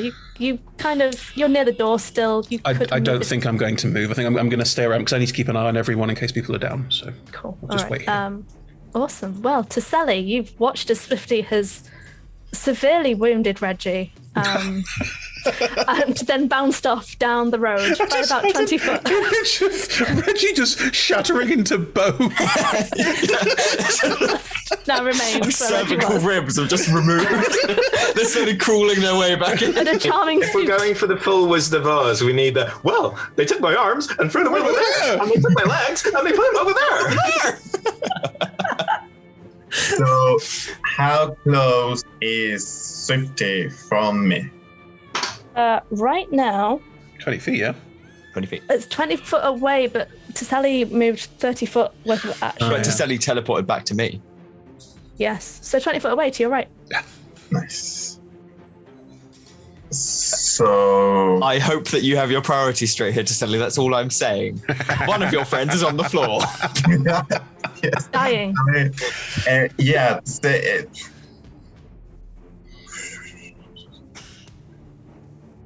So, Sally is going to ask. I don't know what to do. Didn't ask then, Ali. I was like, Tasselli is going to ask. I did hear that as well. I mean, none of us are surprised. I think this is the best I can do, which is the Sally turns to Harmony Hello, I'm on a roof. Cheers. and using a third level spell is going to cast Enlarge On On. Harmony. Okay, cool. Same How size are as you the gargoyle going now. Yes. Oh, you can fly. So yeah, you would be able to fly up. And because it's touch, isn't it, Enlarge Reduce? Is it? I think so. That's a good question. Ooh, maybe not. I think it's just That's what a it was. boiling creature enlarged. Didn't say I was 30 willing. feet. Yeah, it's 30 feet. So I don't have 30 to. Oh, cool. Nice. Amazing. So a bunch of butterflies moves his hand, and a bunch of butterflies start flying and turning around. Harmony. And now we're in Harry Potter. I do that to a lot of people. Harmony and Harmony starts enlarging. So now you have a extra D4 in your attacks and advantage on strength checks. Is that D4 to hit or damage or both? Damage. Yeah, because your weapons also enlarged. So it's only the damage. Okay, I'll take it. So that Awesome. is my action. Uh-huh. And then my bonus action is going to use, again, Mantle of Inspiration. So Reggie needs, so everybody but Hunk. Actually, not Hunk, not Heimlich. And I'm going to give to Swifty. Actually, I can do 5. Swifty, myself, Reggie, Harmony, and Heimlich. So yes. What's the range of it though? Because I've moved quite far away from Yeah. you. Oh, it's 30. Yeah, I'm Would not be able quite to- close to Oh, you. is it 30? as a reaction at that point, can Reggie move over to Swifty, please? Believe so. Yes, we can. Just make sure which round we're on. Yes, Yeah. you can. So, yes. Matter inspiration. No, 60 feet actually. Oh, sweet. But I need to see you. I'm cool. Can I see? Yeah, you can. Yeah. So everybody but Hunk. Got you. And I still have my movement. Mhm. So with my movement, I'm gonna try to reach Swifty. Cool. I forgot. You might want to just- temporary hit points we get. How many temporary hit points do we get? 8. 8. Thank you. That was 13 by mistake. That was meant to be 8, but my fingers didn't work. Taseli, you might want to leave 10 feet between myself and Swifty. You and me and Swifty. I do leave 10 feet. 15. Thank you kindly. Cool. All right. Fine. And that was my movement, so I still have my reaction. Okay, cool. Thank you. Sally, that was glorious. Harmony is now... What is it with this campaign and big things? I'm so excited. Harmony, you're now considered to 11. large and the same size as the gargoyle. I might just roll a check for Jolene's roof.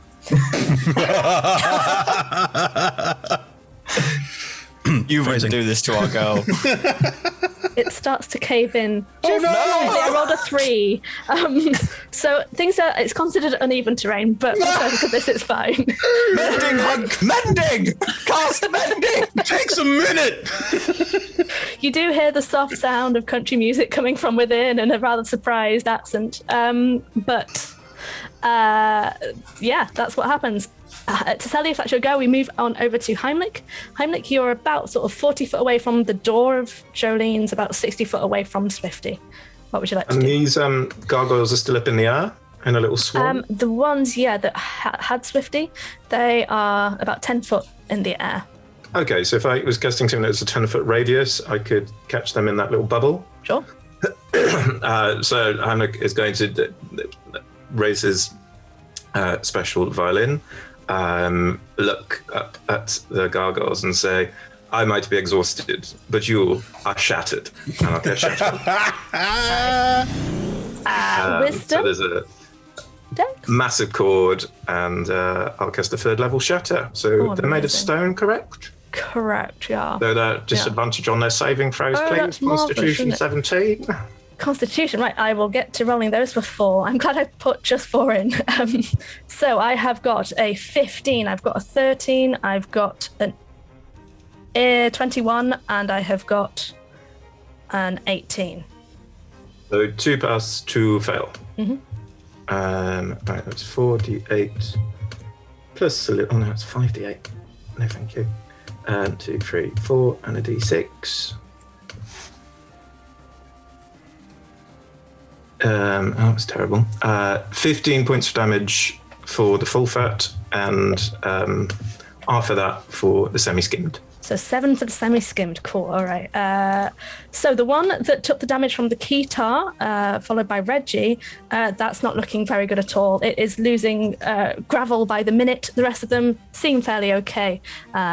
But Heimlich, anything else on your go you'd like to do? What can I do as a bonus action? I'm just gonna stay where I am, keep an eye on stuff. Nice. Okay, cool.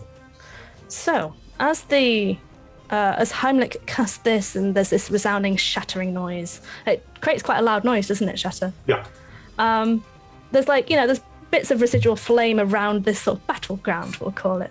But through the cinders, sort of looking to the left beyond the statue outside Jolene's, all of you, and it passes Heimlich first, you see a silver carriage led by decorated white horses kind of go in majestically through the flames and the butterflies and all sorts of rubble that's scattered all around. It's steered by a gaunt-looking elf dressed in a smart black suit. He's got combed back grey hair. His eyes are raised and he looks like he's perspiring from the heat and potential stress of the situation of riding into this situation. As the door kind of swiftly opens, it kind of stops around about where the center of Jolene's door is. As the door opens, you see a letter F emblazoned on it with gold, and there's like a silvery snowflake behind it. And hanging from this door, like leaning out of this carriage, is an older high elf. Her skin is almost pearlescent in the moonlight, and her ash-coloured hair, like arranged in a fancy twist. I don't know girly things, but it's arranged in a fancy twist on her head. She is wearing a velvet green ball gown, and just behind her, sat on the edge of her seat, similar in appearance, but wearing a much more youthful gown. She's got a little tiara on as well. Is another little elf who's kind of looking round. The older woman hanging from the door of this carriage gestures to all of you and says, "I say, are you off to the ball? Well, jolly well get in." Okay, I'm just going to get him. Think about it. I will give you all a moment in this time as the gargoyles are kind of screeching into the sky. You do have a moment to move if you wish. If you wish to stay, that's also fine. Given that some of you are slightly larger than others, you may wish to, I don't know, run alongside this carriage, as we may or may not go towards some kind of chase scene. Selly, if it's okay, trust me on this. Swifty and myself will be staying for just a moment. Sally remembers how Reggie solved Hunk's problem about seeing ghosts. He's like, it's gonna be fine. So Sally starts making his way to the carriage and looks to Harmony, trying to find some sort of indication of what should Sally do. Like, do you want me to drop enlarge? If I've heard Reggie say this, Harmony will go, "Oh, hang on, she's big. I will keep them safe. Then I'll get in the carriage." Thank you. Can I jump down off the roof and like bodyguard Reggie and Swifty? You can. I will just do the 2 attacks of opportunity because it gets an extra one because of That's your fine. My spell, AC is but, 26. Yep, 1 second. We will just get onto the carriage mechanics in just a second as well. I've got a 22 to hit, and let's see.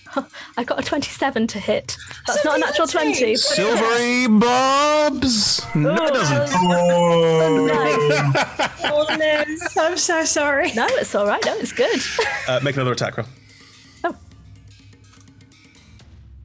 So it's not the objective of the campaign that I got a natural Harmony 20. never get hit. Oh! I'm so sorry. It takes the lower roll, so it's fine. It just takes, it means it Okay. hits, it doesn't crit. Cool. Well, in that case, that is 11 points of bitey damage. Gets you just on your shoulder. Tears a little bit of your cape as you jump down. I am in triple figures. I will cope. Because Silvery Barbs also lets me give this to someone else, I will also give Reggie you have advantage on the next attack roll, ability check or saving throw you make in the next minute. Amazing. Okay. So what I will just say is this carriage itself has got space enough for 4 people to sit comfortably. So 2 people are already occupying the seats. That means that 2 of you can get inside.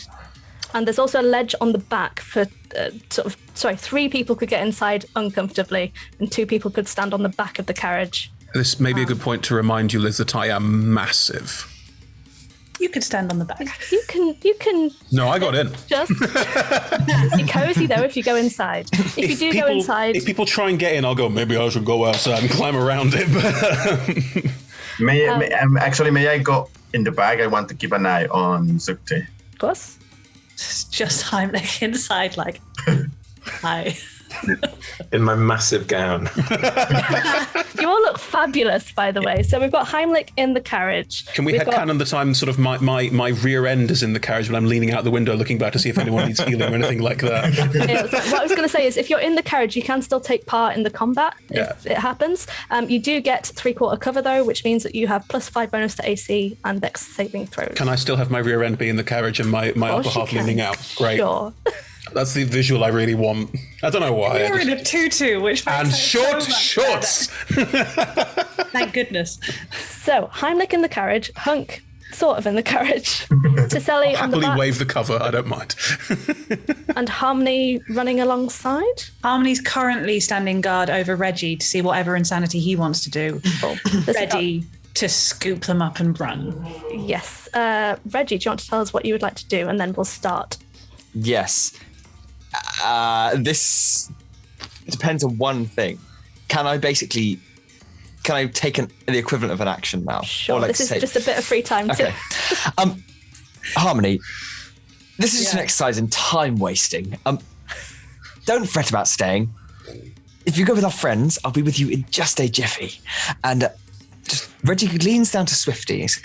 Swifty, you're going to have to trust me, I'm afraid. Now, both of us are inanimate objects which have been made material. So, we're kind of working on the same framework ideologically. And we'll try to hold on to Swifty and ready Thunderstep, such that as soon as the creatures come into range, Reggie will teleport with Swifty, assuming that Swifty is in agreement, to the carriage, which will hopefully be many feet away and give us some advantage in a getaway.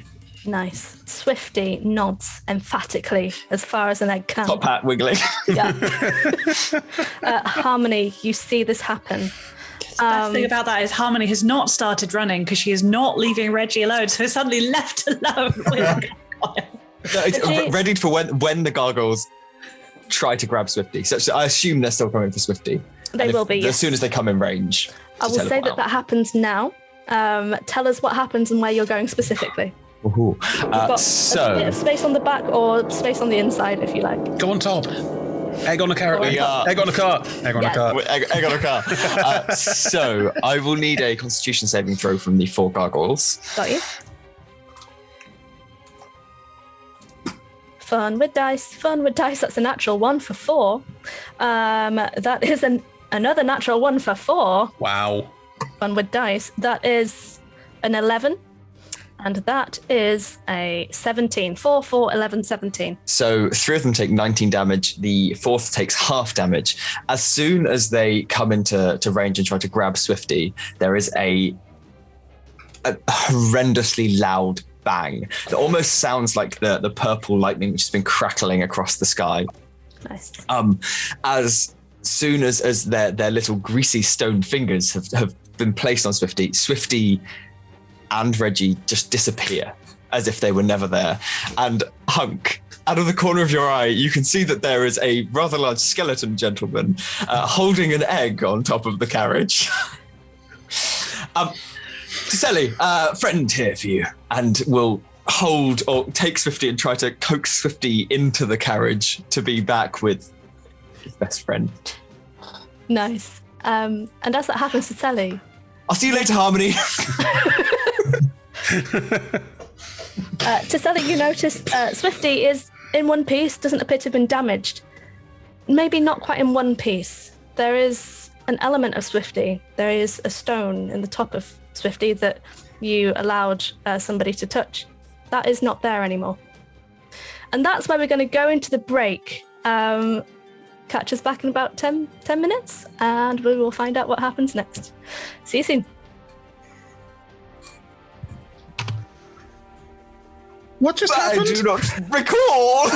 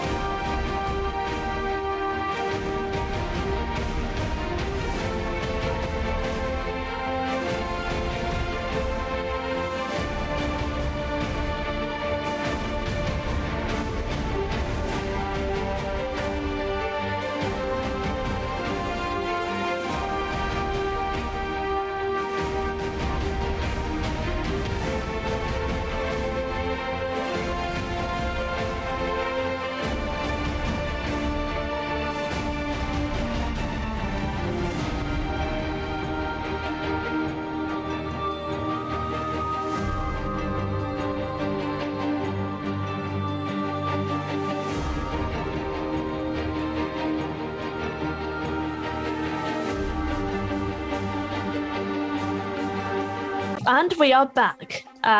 So for those who are joining us at the break, we've got a bit of a situation. We've got a carriage. We have got some people in the carriage. We have got some people without the carriage or not in the carriage. So, Harmony, you're currently massive. Reggie has just transported himself and Swifty to the roof of the carriage. Taselli is on the ledge on the back of the carriage, and this carriage is going to start moving. Oh, I thought the carriage had already started moving because I'd assume the gargoyles would take a while to get. Doesn't matter. Yeah. Doesn't matter.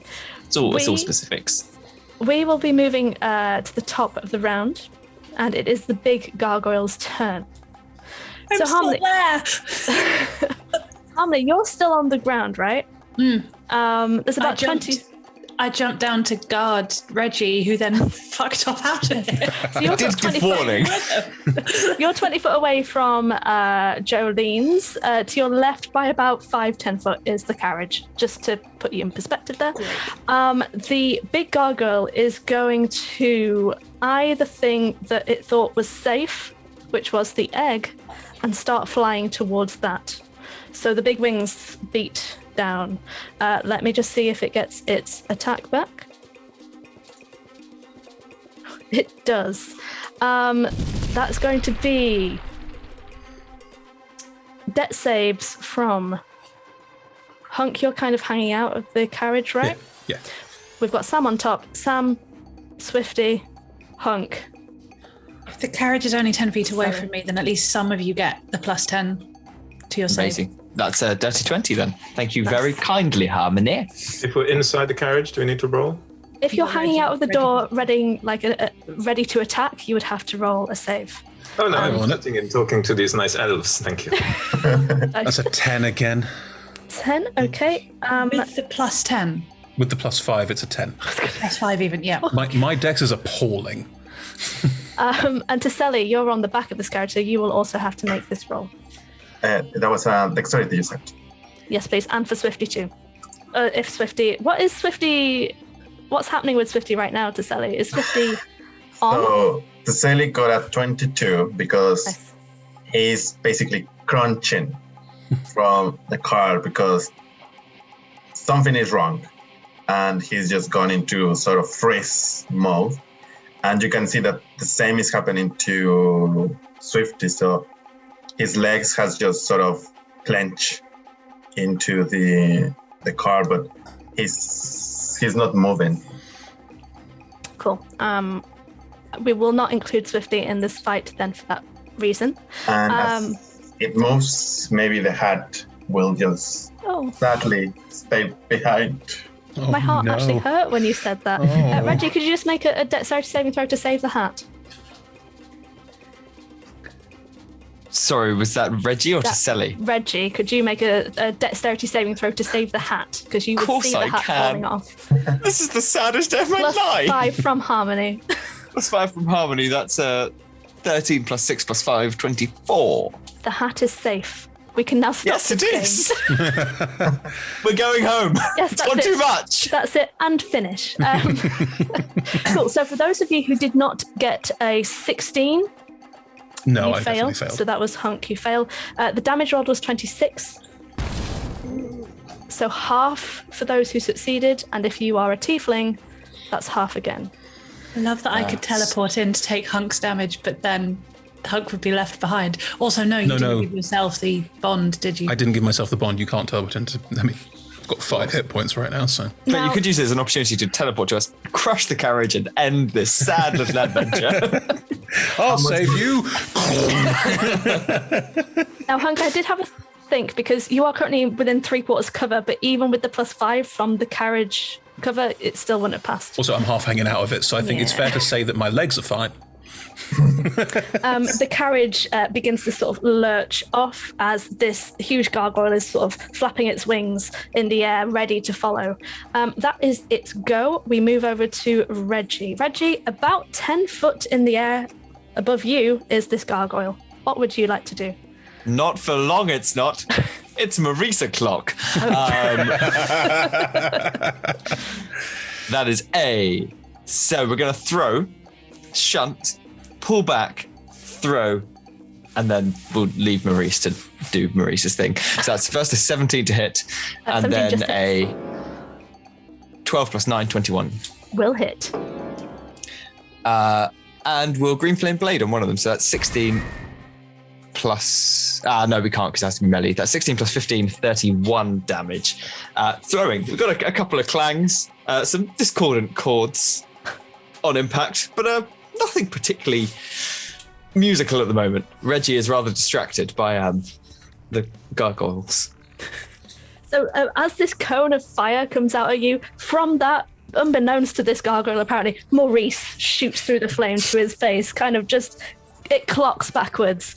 And then again, as these raven feathers fall casually to the floor. Reggie, anything else on your go, my love, that you would like to do? Yes. I frankly should have done this sooner. How healthy is it looking? The gargoyle itself, you would say roughly about 50%, but you're not 100% about that 50%. Okay, I should have classed this at the beginning of my turn. Doesn't matter. We're just going to live and learn. Hexblade's Curse. Okay, yes, okay. Because I am tired of this stupid creatures in this stupid plane. Oh. Okay. So what does that look like as you cast that? Maurice is shunted out, comes back, and then the first opening 2 bars of the final countdown are played rather aggressively. Cool. Is that a concentration hex? It is not, I don't think. No, it's basically until it dies. Bonus to damage rolls, increased crit chance, and if it dies, I heal. Amazing. Taselli, is your enlarge a concentration? Yes. Could you roll a concentration check? Yes. Did it pass? Oh, Liz, when the Keytar hit, because I gave Reggie advantage on an attack roll, did you roll with the advantage, Sam? No, Silvery I didn't. Barbs. Thank you for reminding us. Are you okay to go back? Go for it. Just roll again. So that was one that hit. That was 16 damage, and then that's a 5 plus 9 and a... They both hit, didn't they? Both the first ones did. These 2 didn't, but it's all good. It's only advantage on one. It's only advantage on the first roll. Yeah, so you hit. Oh, cool. Yeah. Did you use the Bardic Inspiration I gave you last round? I did not, Cool. but that lasts a minute, right? Yeah, it's still floating around you. Cool. Taselli, what did you get for your concentration on enlarge? 13. 13, so that beats, well, it meets, so it beats. Because you only took half damage. Because you're a tiefling. Half, Yep. yes. Cool. All right. Ooh, okay. We're getting all the clerical stuff done. So, Reggie, that was your go. If there's anything else you'd like to do? Nice. Just move to the edge of the carriage, such as to be as close as possible to this creature while still being on top of it. Got you. of the Okay, carriage. cool. Corners will be fine. So, Harmony, over to you. What would you like to do? Don't mean to alarm anyone, but Harmony's going to make a sensible decision to conserve energy for the actual fight that we have to come, and is not going to bother sending any spells at Gargoyle, and instead just going to launch herself at the carriage, shouting to Stelle, smaller, smaller, smaller, and then try and leap on the back and draw her sword so that if the Gargoyle swoops in, she can clank it, but she's not going to actively seek it out. Amazing. Well, we're going to have some sort of check for running after a carriage and jumping onto it. I'm Should we hanging say, out the side. Whilst I'm very happy shrinking. to assist. If it takes my turn, it takes my turn. That's fine. it doesn't have to take a turn. I will say you can assist, but can we get an acrobatics check for Harmony? And Hunk, please tell us how you assist. Can it be an athletics check? I am just reaching out for Harmony's arms, just to grab hold. It's literally just a can I grab hold of someone who's reaching out? So there's like a grab. Nice. I will say, since it does require some mote of strength to be able to launch yourself, yes, we'll go with I athletics. mean, there's only one in it, but But you won, it's fine. if I am shrinking at the same time, is that disadvantage? Does it flatten out to a straight roll? I mean, you lose the advantage, I guess. But when you make the check to do it, you're still big, so that would carry over, surely. 20. Natural 20 Yeah. plus 6. So the other one was only an 18 plus 6. Yeah. Yeah, 26, please. So Harmony, tell us Really what the visual looks like. Bear in mind that Hunk is helping throughout this. So It's ashamed of her dice is what the visual looks like. I think Harmony stands rooted for a second too long, desperately wanting to hit the enemy, and then turns on her heel, the cape flaring out behind her. It's accidentally much more dramatic than she's comfortable with. And she covers the ground in like 2 enormous strides, and then like Superman launches up, grabs onto Hunk's hand, and shrinks down as her feet hit the ground. I was gonna say, and with that natural 20, yes, you're not prone, you're not like on your stomach, you're ready for your next go. Is Harmony now on the cart, or is Harmony hanging off the side of the cart being held on by me? You, with that natural 20, Hunk, in combination, you would be able to swing Harmony up to the back. Great, thank you. So Harmony, I'm placing you on the back. So my hands are free is what we're saying. Correct.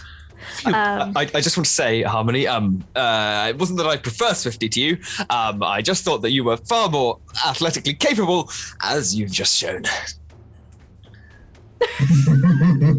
Oh dear. Reggie, stop digging.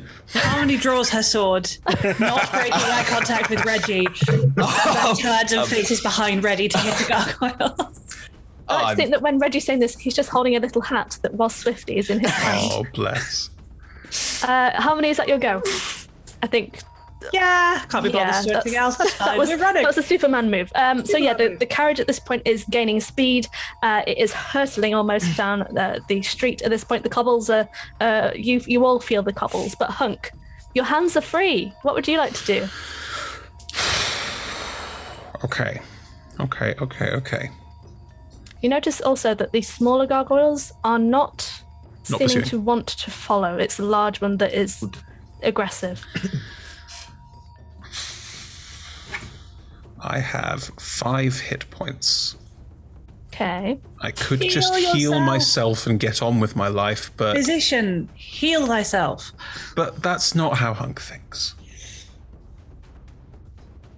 Rebecca's making a stress face. Oh no. Oh yeah. Oh no. Oh, it's not how I don't want to have to waste my turns healing people. Come on. The amount of times Rebecca's almost made me spit. Or it's come out my nose or something. You're so welcome, Liz.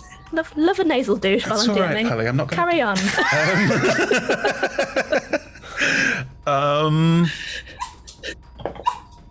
Baby, it's okay. Don't worry. I will. Yeah, I'm going to focus on the party, not on me. I will. Yes. How big is the gargoyle? Large, right? It's large, yeah. Great. Can it please make a dexterity saving throw? Of course it can. Let's see. In total, that is 18. Damn it. I try and create a resilience sphere around it, but it flies out before it forms. It just ba-doom, doom, doom, lands on the ground and misses entirely. Bounces along the cobbles. Because it's weightless, just doom, off it goes. Looking at the situation and feeling it in my bones that everything is not okay, I'm going to pull back into the carriage so I'm sort of protected by it for the time being. And I think, Heimlich, you've probably not seen, like, there's been looks of worry and looks of like fear, but this is a genuine like things are not going well look on Hunk's face as I sort of slump back in, and my top half is singed and burned and it's not okay. I'm definitely looking unwell. Thanks, Chris. That's quite heartbreaking. Yeah, you kind of you motion yourself back into the carriage, and you just watch as Hunk sort of holds themselves, leaning back into some quite, just so you know, they're like red velvet seats. It's kind of nice in here. You see holders for champagne. It's, you know, VIP. I mean, I'm huge. I'm assuming that with me and Heimlich and kind these of people, like it's sort of, yes, you're very Sorry. squished. But sorry it's for cozy. intruding on your space. Thank you for the assist. Ow.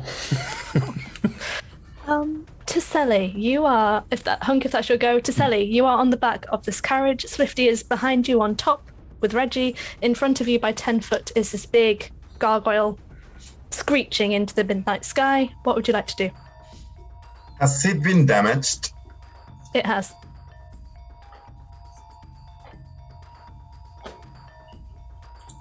Okay. So here goes. The cell is still holding really tight, and something comes into him, and he spreads his wings that are now pitch black. But just like the darkest of the night, you can still see some stars and maybe the galaxy. So although they are black, you can still see beautiful colors in them. And a sort of shadow flows or smokes out of it. And I'm going to cast color spray. Okay, cool, nice. At 4th level. Wow. Which in the means Ooh, shiny. that there is a lot of smoke. And just 1 second. Color spray. Where are you? So color spray, I'm gonna roll. So third, fourth, so 4, 10 d10s. And if the creature has less than my roll, it's going to be blinded. Nice. Interesting. So no saves, you just roll that 10d10. Yes, and is there any more creatures around? Because There were some other smaller gargoyles, but the carriage has moved past them now. You do see them flying kind of the way that you're going, but they are very high in the air at this point. So I'm just gonna focus on the big one. Mm-hmm.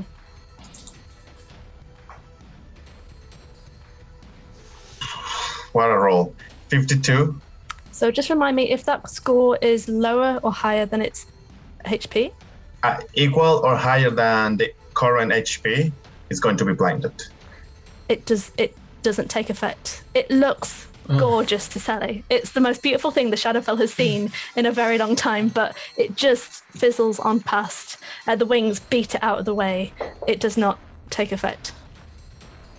Well, take note, people. And It's got more than 52 HP, guys. Well, now we know. 1 harmony turn, we're done. Yes. Fine.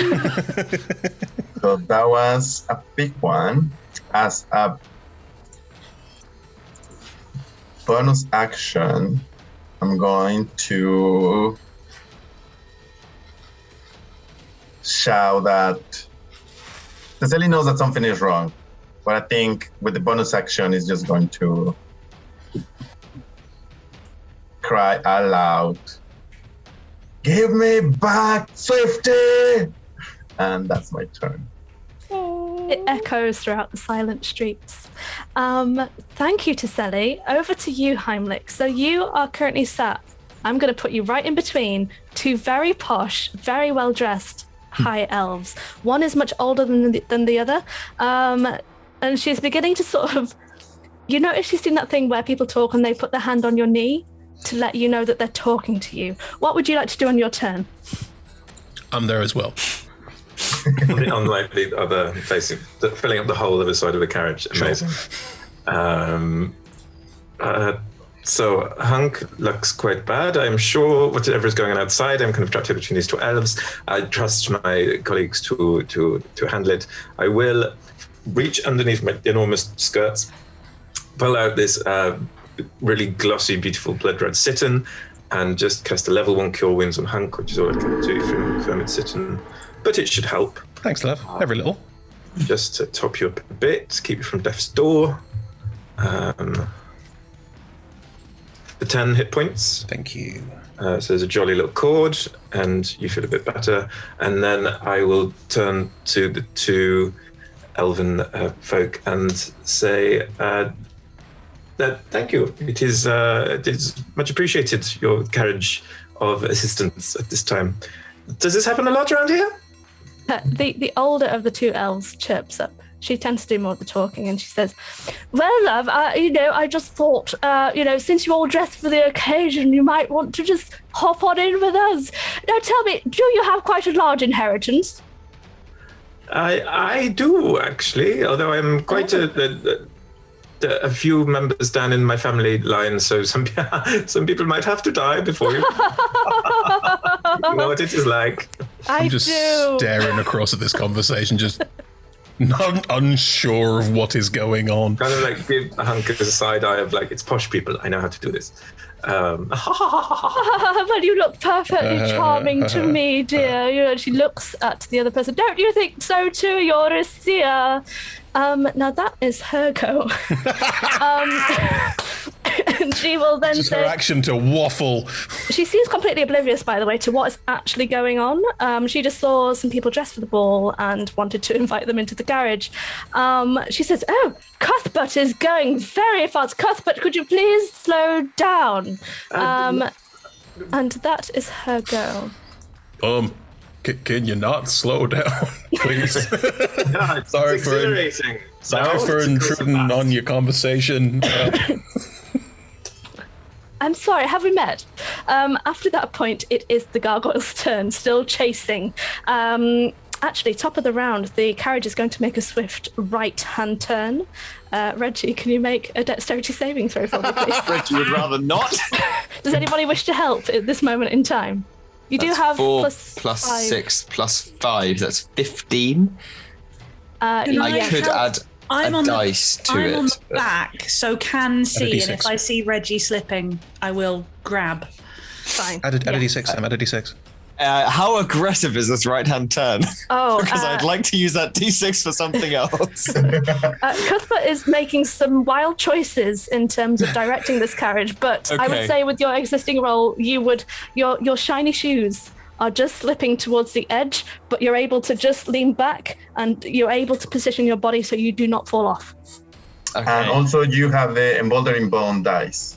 I don't know if you roll Well, it. of course, you've all got a D4. One involved. I have so many dice. It's an all bard party. What did you expect? Oh, a bad party. That's what we That do. only adds 1 anyway, but that's 16. Yes, you're fine. Studying to rather a wonderful adventure. But I'd rather it was over, Cuthbert. So please, your turns. You hit, all right then, sir. As you say that. It's really not, but As Cuthbert drives straight into a wall. You said no turns. I'm just going to roll a dex save for the gargoyle that's following you as well, who was not expecting that. It rolled a natural 20. Yeah, it's able to just sort of veer around to the side following. I can't see it, can I? Because I'm You're inside, I inside the can't see carriage. it. I'm going to see if it gets its fire breath back again. For God's sake. It does not. So gosh. it will focus on Harmony. Harmony, it will attempt to hit cutting you. out the flames. Still just recovering. Harmony, that's to hit you 5 times because of your potion. It flutters towards you. Flutter, it kind of soars towards you. I didn't take combat action on my last round, so I don't have a defensive flourish up, do I? My AC is just believe back to so. 20. Okay, Cool. Okay, well, the first was 15, then it was a 17. That's on the bites. I guess biting isn't that easy when you're flying, chasing something. We'll then go for the 3 claws. I have got an 18. Misses. I have got a 21. Ow. And I have got a 26. Ow. So that's 2 hits. You also have a mouthful of Maurice. Which is a sentinel Nice. reaction. I wondered where we were going with that. Just so you know, Harmony, that is 24 points of claw damage, so slashing damage comes your way as it slices you twice across. I'm gonna take the second hit. Okay. Bold. Don't. I'm in triple hit points. I'm designed for this. We're fine.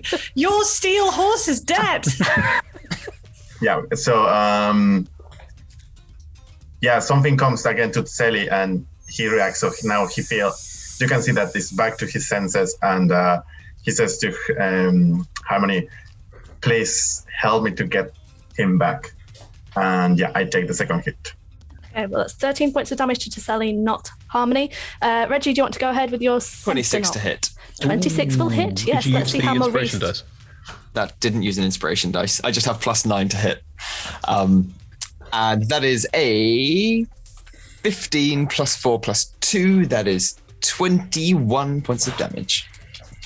Maurice is feeling feisty today. Maurice has had it with these stupid creatures. The slashing damage happens twice to Harmony, but to Sally, you just kind of put yourself in front of the second attack. And then Reggie, you're having none of it, so you Maurice the situation. Did anyone else get brimful of Ash or a mouthful of Maurice? Is it just me?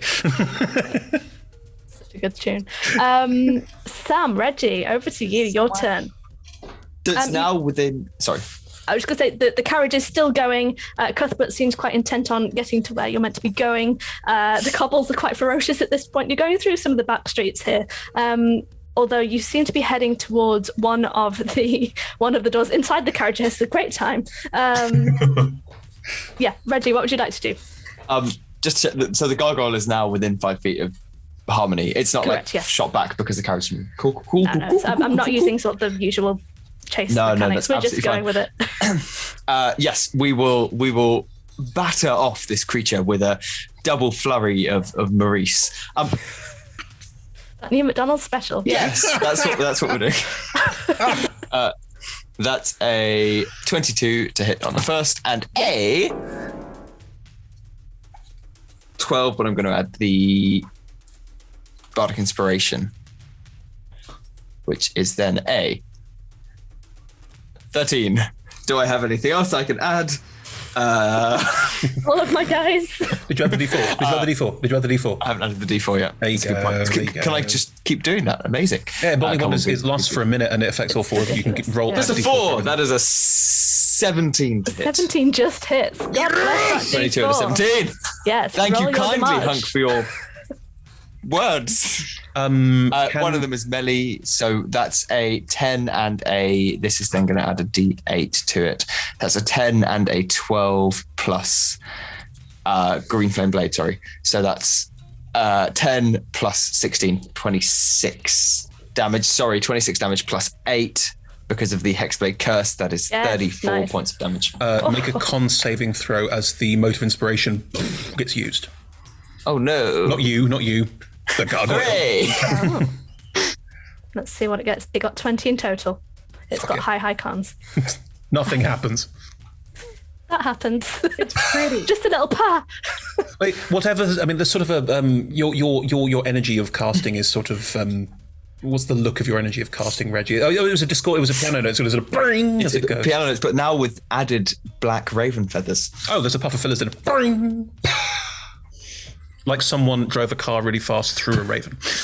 I was thinking more like tar and feathering without the tar, just a gentle kind of cascade of feathers. The cartoon puff of a bird getting run over. Just Reggie, that was beautiful. That was a lot of damage for Maurice, who appears to have been kicked into action as a result of being awakened. Thank you for your go. Anything else you'd like to do before we move on over to Harmony? I'm trying to think. Yes, I will toss a bardic inspiration in the direction of my good friend Harmony, who I have slighted only just a few moments ago. Play something choral. I don't know, some sort of no, choral Reggie, music. Is it all slightly too jazzy? It's like Eric Whittaker. Uncomfortably jazzy. It's a deep dive. Whittaker or Rutter, both of which plague me. Anyway, yes. Cool. So if that's your go. Harmony, over to you. The creature is right in front of you. It's been Maurice, and you know what that means. What would you like to do? That's a D6, by the way, Harmony. Thank you. Would anyone like to take a wild guess at what Harmony does for her action? Cast Compelled Duel? No. Everyone's one of them was a 22 and one of them was a 26. Yes. Roll your damage. Yes, I will. It's looking pretty rubbly, right? Oh, yes. I mean, the term rubbly is kind of, there's holes in this thing now. You can see through it as it's flying towards you. Right. I mean, it's 4d8 plus 10 just straight off. So for the 2 hits. So I will do that and then see if I want. Can I do that and then see if I want to add a smite? I kind of need you to state smite before the hit, really, but that is reasonable. I'm not going to smite. Or before the damage, if that makes sense. I'm just going to roll 4d8 and not smite. Okay, that was an 8, a 7, a 6, and a 6. So that's 12, 20, 27, 37 points of damage. As this carriage hurtles through the back streets of Gloomrot, Harmony, again, tell us how you end this creature who is following you. Harmony has been clinging on with one hand and sort of guarding with the other, but as we right ourselves from rounding the corner, Harmony balances on the backboard of this carriage, grasps her shield in her left hand, and balletically almost leans forward, decapitates the gargoyle, and then quickly clings back onto the carriage. Nice. Nice. The gargoyle body itself kind of falls to the ground and kind of rolls behind you. The head then kind of bounces, not in a similar way to the spear that Hunk made. It crumbles on the ground and it explodes with lots of little rubbly bits going through the cobbles. As Maurice consumes its soul to heal me for 10 hit points. Oh, nice. Yeah, with Hex. Hexblade's curse. Amazing. Because I can't heal otherwise. So that's all of my healing for this short rest. Nice. Yes, so you are currently... Cuthbert does take note of the fact that you're not being chased by a gargoyle anymore and does slow the carriage down to a less speedy pace. What are you doing at this moment in time? We've got you here, there, and everywhere on the carriage. What's the plan now? Does the taking one of the mixtapes potions, it gives you the effects of a long rest. Yeah. Does it also heal you up to full? Yeah. When you long rest, you heal up to full. So everything to do, if you ever press that long rest button on D&D Beyond, you basically do that. Okay. All your spells, all your health. I don't know about Swifty and the thing being lost and all of that, so I don't know what's going on there. So I think Hunk would just take one. But Hunk can't just take one. Hamlet, did you have any of these that you specifically didn't want? Like... Oh, that's fascinating. I'd heard of that. Oh, sorry, Hunk. Sorry, I'm just like... No, I think... Not only is Hunk looking like really badly damaged, Hunk looks completely drained and exhausted. I've used everything. Literally everything. I am almost completely out of spell slots. Like, it's just gone. I would reach over and pat Hunk on the enormous thigh and be like, I think you should take whichever one you feel like. You look like you have had a tough day. Yeah, but some are worse for other people and some are worse. You know, are there any you were like, this is good for me? Like, did you... Take the one that is best for you. Harmony leaned in through the window, dangling from one hand, and goes, Hunk, just take a potion. Yeah, but which one's like the whatever one you want. Worst? Oh. We insist you take the one that you want. What is your favorite color, Hunk? No, because No, the skeleton. Do. It's like a nice red. Looking down at the tattered remains of outfit. Like the top half's burned off. Like it's now basically a tutu and short shorts. I'll fix it. Don't worry. President straight off the ash. just cropped off. Liz, can I check? I'm so vain. You have disadvantage on... Simon. Yes. You have disadvantage on any attacks made with a shiny weapon and any attacks against anyone wearing... No, that's not good. I don't roll any attack objects or armor. I don't roll any attack rolls. Does that mean that would basically do nothing to me at all? Because I don't roll any attack rolls. Technically, yeah, I'd say. Okay, then... Unless it's like stated, like, I think Guiding Bolts is the only sort of I don't even have spell. So, yeah. I've literally not a single attack roll spell because I'm a peace cleric, goddammit. But you cannot help but look at yourself in every reflective surface. That's just something that's going to be happening. I'm going to pop that one and drink the I'm So Vain potion, please. Nice. Hunk, in your mind, you hear, now playing I Am So Vain by Snarly Simon. And the song does take you through as you feel a lot better. You may now press the long rest button. Christ, I'm going to sort of take it and lean back and suddenly realise there's like a mirrored surface somewhere in this. There's a window, yeah. Oh, right. Just start looking at it while I start mending my outfit. Nice, yeah. I don't want to say touching yourself, but you're touching yourself while looking at yourself. So you're checking yourself out. It's fine. And I'm not alone in this carriage, just making it even more weird. Great. It's very awkward right now. Sorry, this is just a thing for me, which I want to share. I have I have played a lot of D&D in my time. I am currently long resting, and it tells you what you recover. Recovering 68 hit points, 14 spell slots, 5 bardic... Oh my god. That is the weakest I've ever gotten to in character. Okay. We like it. It's good. So as Hunk, you check yourself out.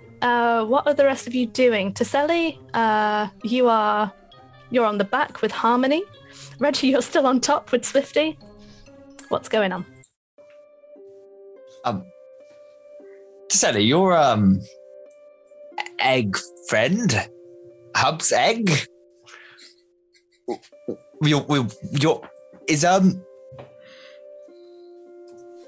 Are they okay?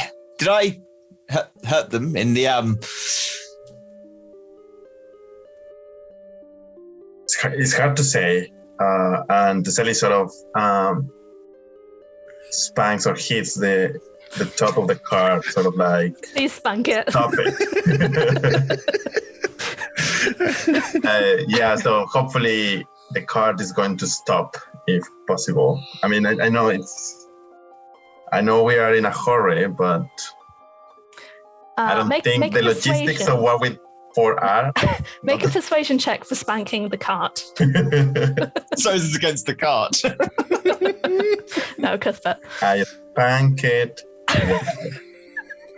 Persuasion. It's a 16 on my spank check. That's a 21. 21. Cuthbert's like, all right. And so Cuthbert steadies the cart down to a stop. The older lady in the carriage at this point, why on earth have we stopped, Cuthbert?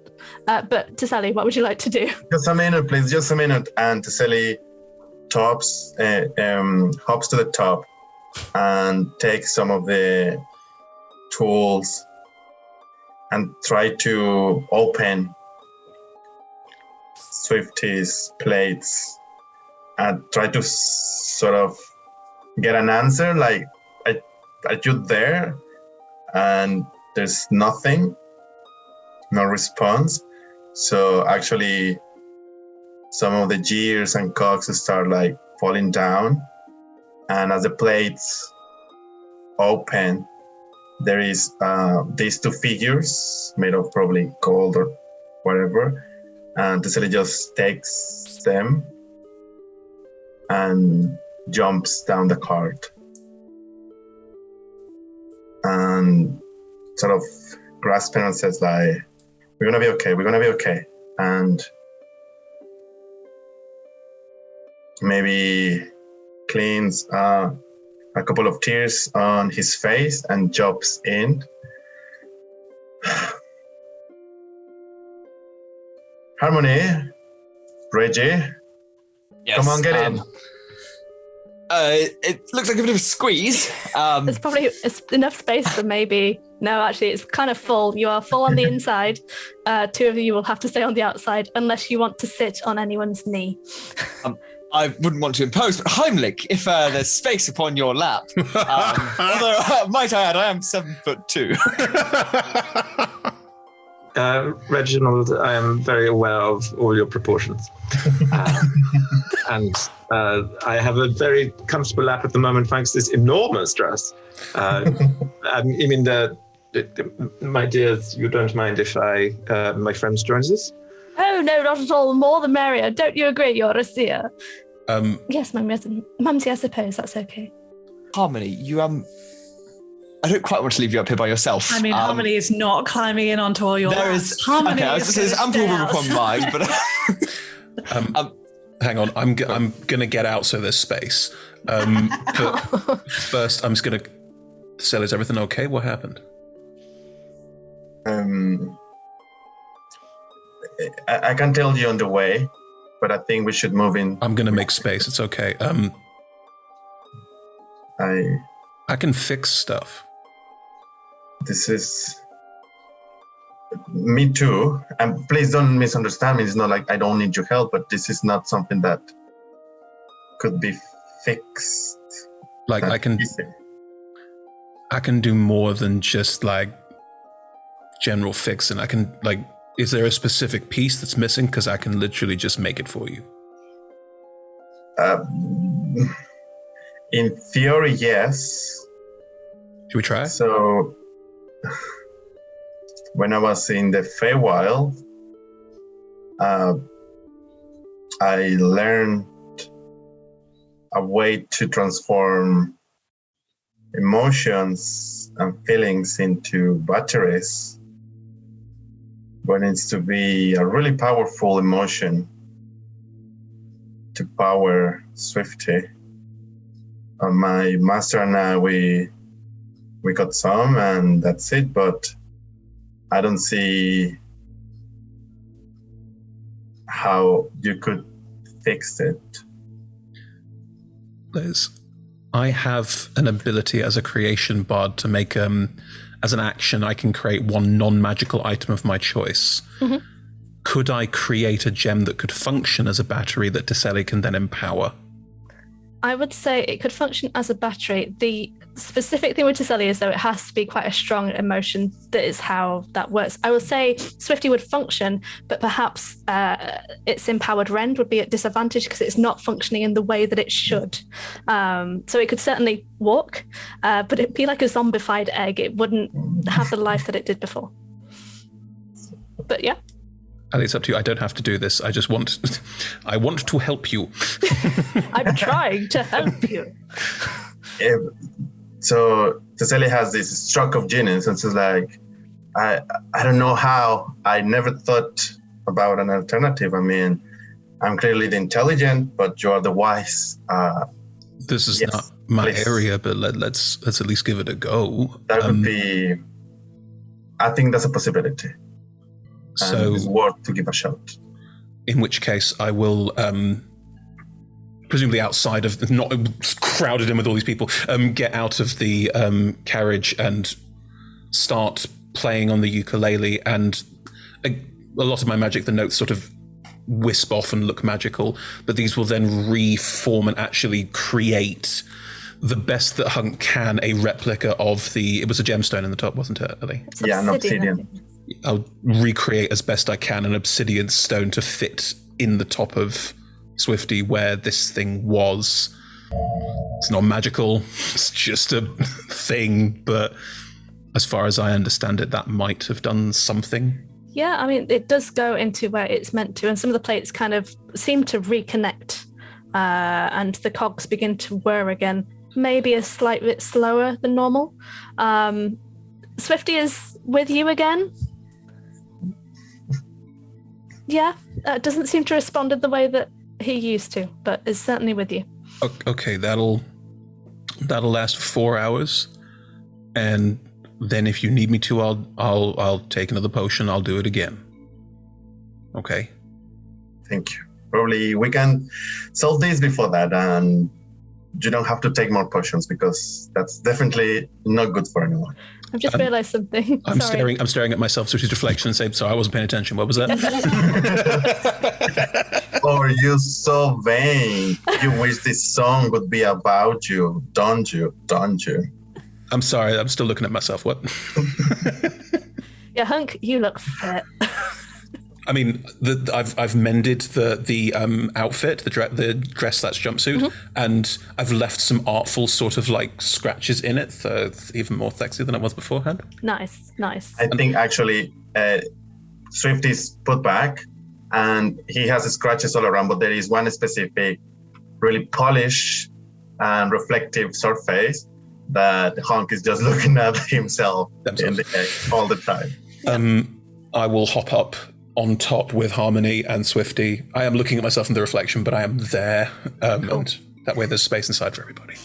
Cool. All right. So the carriage will continue and does so towards the familiar doors that you've seen and grown to love in this city. And like as before, the arms kind of extend out the door, the little foot and the two heads appear. But you notice the heads have got top hats on, the little foot has got a polished brogue on, and they've got little sort of charming white gloves on. They speak in the same way, but it looks like they've been dubbed.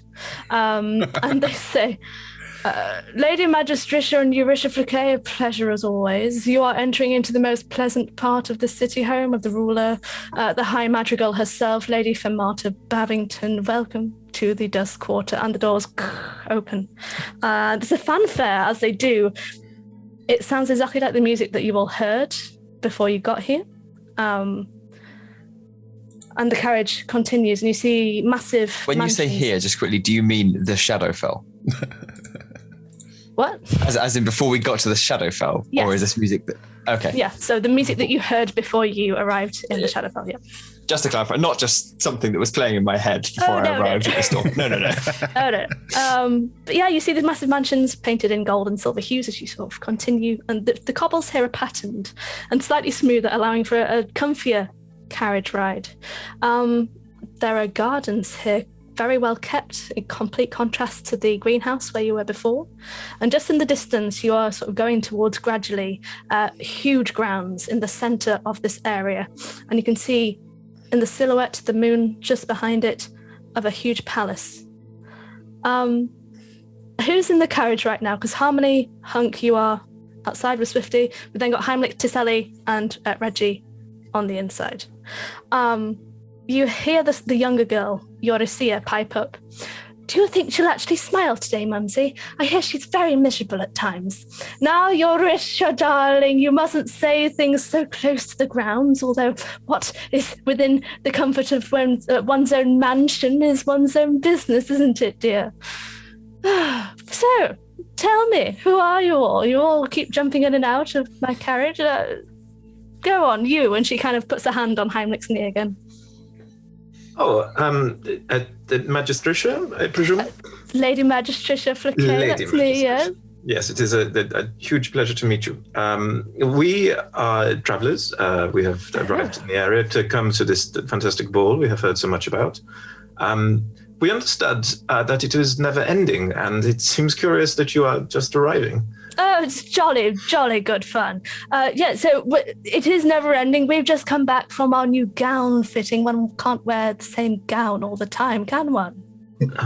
So it is the ball is going constantly, but not all the attendees have to be there all the time. No, you can come and go as you please. Obviously, you must pay your homage and such to Lady Babbington, as is her wont. But, provided that one shows one's face, wear your mask, though, to get in. Yes, you can just hop on and hop off, I suppose. And the Fräulein Babbington, she is... a good sort, this new ruler of the area? Oh, she's dreadfully funny. The things she comes out with and the things she does. Did you know that she made her cadence create... what was it? Eurisia, darling? Mumsy, it was a stone bear. Oh, yeah, it just conjured a stone bear. Can you believe it? It is hilarious. She sounds like she is full of pranks and fun tricks and all sorts. Lots of fun, yeah. She is very fierce if you get on the wrong side of her, but we never do that, do we, Eurisia, darling? No, Mumsy, no, we don't. That is fascinating. What happens when she is, when her temper is up? Well, she lowers her voice. Rumour has it that she can never be entertained, so she's tried once or twice with people and they've often failed to entertain her, which she got quite cross with.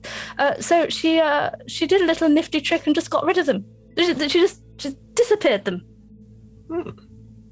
And this is when the stone bear arrives? Because we have noticed around town people are disappearing and then other things are appearing.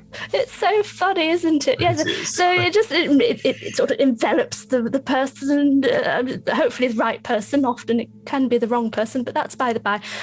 And yes, you get something completely random. I think it's jolly fantastic. Oh. Out of interest, do those people, do they ever return? Do the stone bears go back to Stone Bear Land and the old ladies or whoever else? I'm sorry, return? She kind of clutches her pearls. No, not yourself. I would never say you're old. You are delightfully young, especially by my standards. And you're a But a child in my eyes, my dear. You look not a day older than 502. Oh, you do use your words marvellously. Make a persuasion check do. for me, please.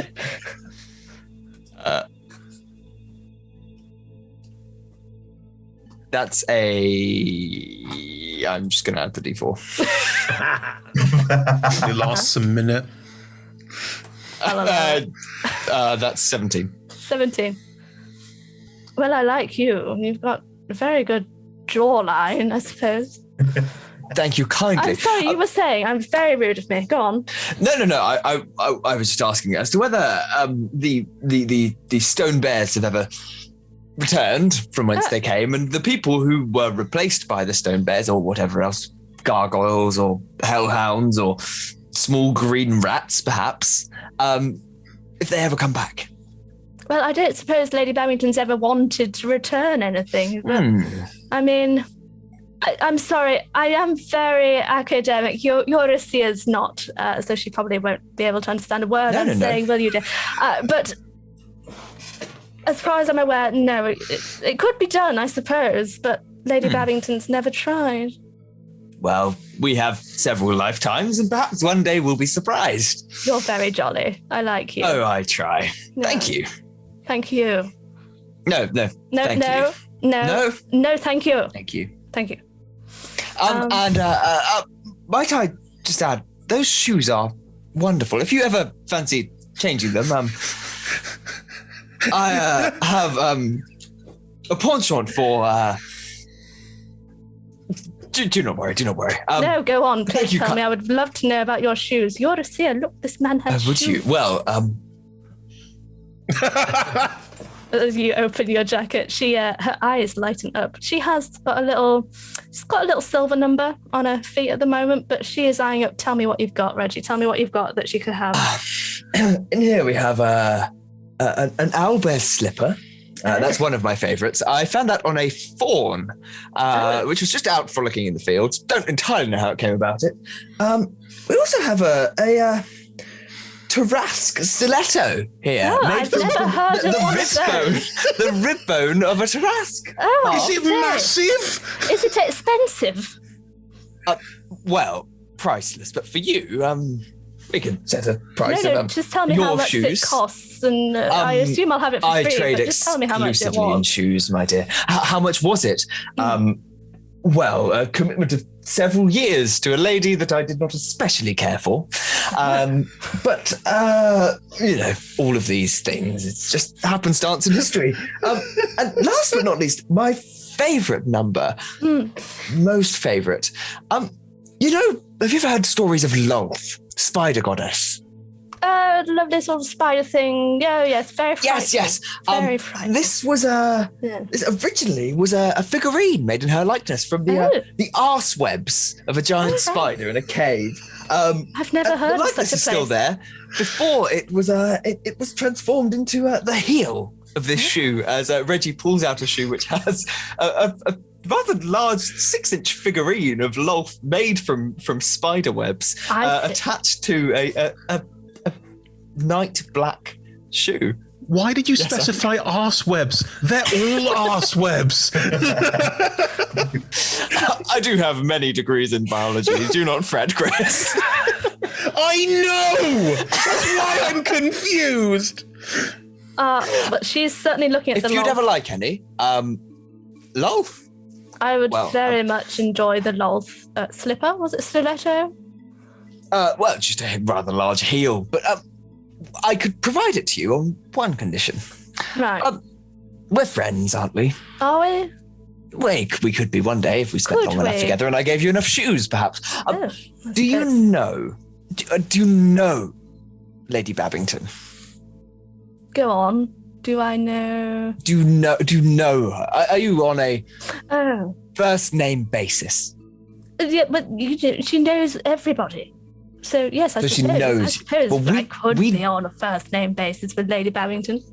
I'm sure you are. I'm sure I am. You're you're too humble. If you could do us the honor of perhaps at some point in the never-ending ball, and I do appreciate that is not necessarily setting a time or a place. It's quite vague and abstract. If you could introduce us to her at some point, or move around in circles, help us get on in the ball, that would be thoroughly appreciated. And I could pay you in advance with this. As Reggie takes out the shoe, just we could I could provide you a nice new shoe, and you could just do us the favor of helping us make some friends. Are you only providing a single shoe? The fuck Down is the payment. point of that? I would provide you two, if you'd like. Do they have to be the same shoe? Because I am a fan No, of absolutely two different not. ones. Mix and match. Why not? Very good. Yes, well, I'll have the owlbear, was it? The owlbear number Yes, and the the knob. owlbear slipper, which is a flat pump. I guarantee no one else at the ball will look like me. Limping ferociously. Yeah, probably not. I'll make it work, darling. In which case, yes, I suppose I'll, introduce you. Lady Flaquet introduces her good friend. What was your name, dear? Well, my name is Sir Reginald Peggio, but my friends call me Reggie. We'll go with Reginald. She'll appreciate it. So Reginald Peggio Peggio, and yes. his friends. Oh, and Heimlich, dear. Yes, the one with the lot of money. Yes. Yes, lots more money than you could possibly even comprehend. I do you haven't like seen money. his estate. Well, I would very much like to see his estate. So wealthy by people. And with that, the carriage will continue through these doors and does make its way towards the gate of Palace Babbington and the grounds there. While that's happening, Harmony and Hunk, is there anything that you'd like to have a little chat about on the back? I mean, Harmony is glumly re-thaumaturgying her armor. I'm assuming the concentration slipped, and so is looking at her lovely armor of Mistra and then miserably making it shine like stained glass again. You need any help with that? I mean, if you can do more, that's... I can fix it if it's broken. We're going with more is more, aren't we? So... Harmony, I don't... we've traveled together enough. You know that I'm not going to push you on stuff, but you are normally a happier person. And you've seemed a little out of sorts recently, and is there anything I can do to help or anything you won't talk about?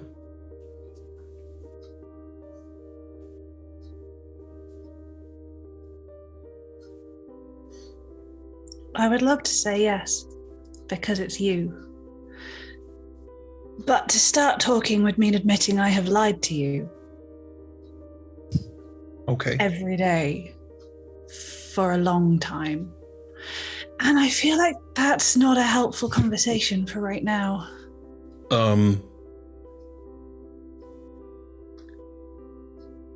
Okay. In line to me every day for every day that you've known me, have you done so because you don't want me to know something? Have you done it because you're embarrassed by something? Did I do something wrong? No. No, Okay. the opposite. All right. You have good opinion for everyone, and I'm not quite sure I could cope with losing that. I mean, I don't know what you've lied about, but it takes a lot for me to lose my good opinion of someone. And I'm a firm believer that actions speak a lot louder than words, so I know you're a good person. You haven't seen all of my actions. I've seen all the actions that I need to see to know that you're a good person. I don't care about what happened before or even what's going to happen. Right now, you are someone I would trust. Yeah, completely. So, unless you tell me something that's like, I mean, even if you did, it happened a while ago. It's not important now. I just want you to feel better, to be able to enter whatever we are about to enter, knowing that you are a good person, whatever it was.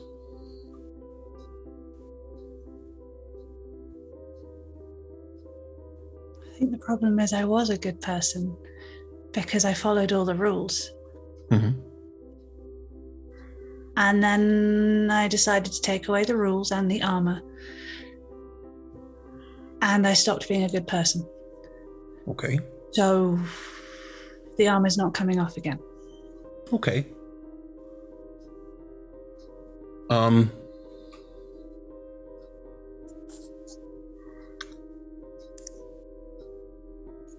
It doesn't define you.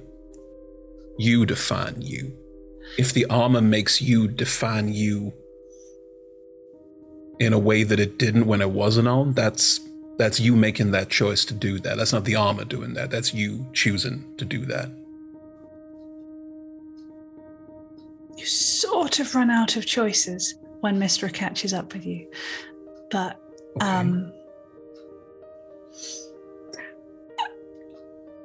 I will be fine.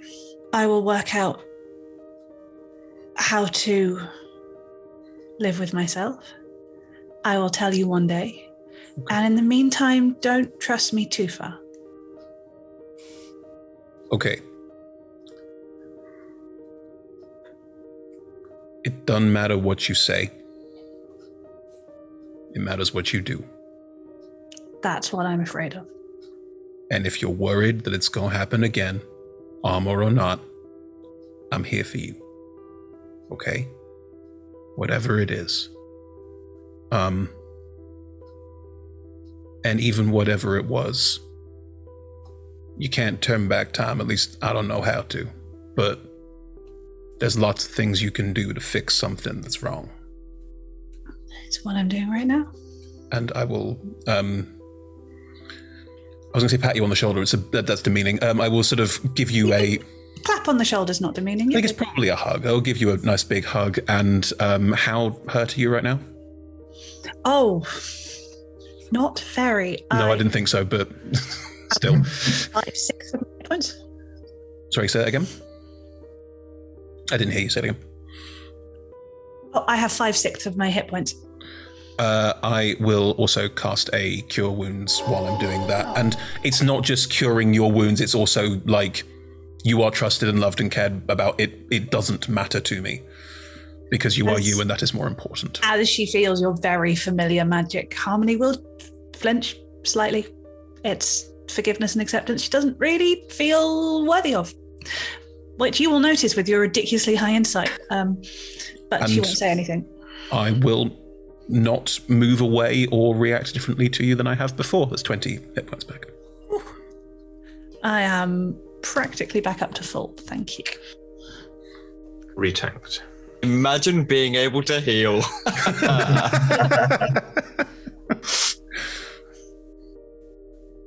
And just as before we continue to Sally, is there anything that you specifically would like to do before the carriage moves on? I think I want to... do I have that? I think so. I want to... how is that? Okay, we'll just try to take out some of my tools and polish or physically mend, actually magically mend some of Swifty's hits or scratches. Okay. Swifty is on the back with Hunk, but for the purpose of you mending, I will say that's fine. You could probably pass parts of Swifty back that were kind of unhinged because they were broken, and then you could do the mending and put them back on, sort of thing. So don't ask Hunk to do it because I will literally, like, if it's making something, that's fine. If it's casting the mending spell, that's fine. If it's trying to fix mechanical, the mechanical would be fixed back to sell it. You could mend it back on, sort of thing. We can work I'll it be like that. doing little mending spell castings while talking. That's fine. Cool. And as it happens, the carriage makes its way through these sort of ostentatious grounds. You see flowers that somehow without sunlight are able to bloom. They're night blooming flowers.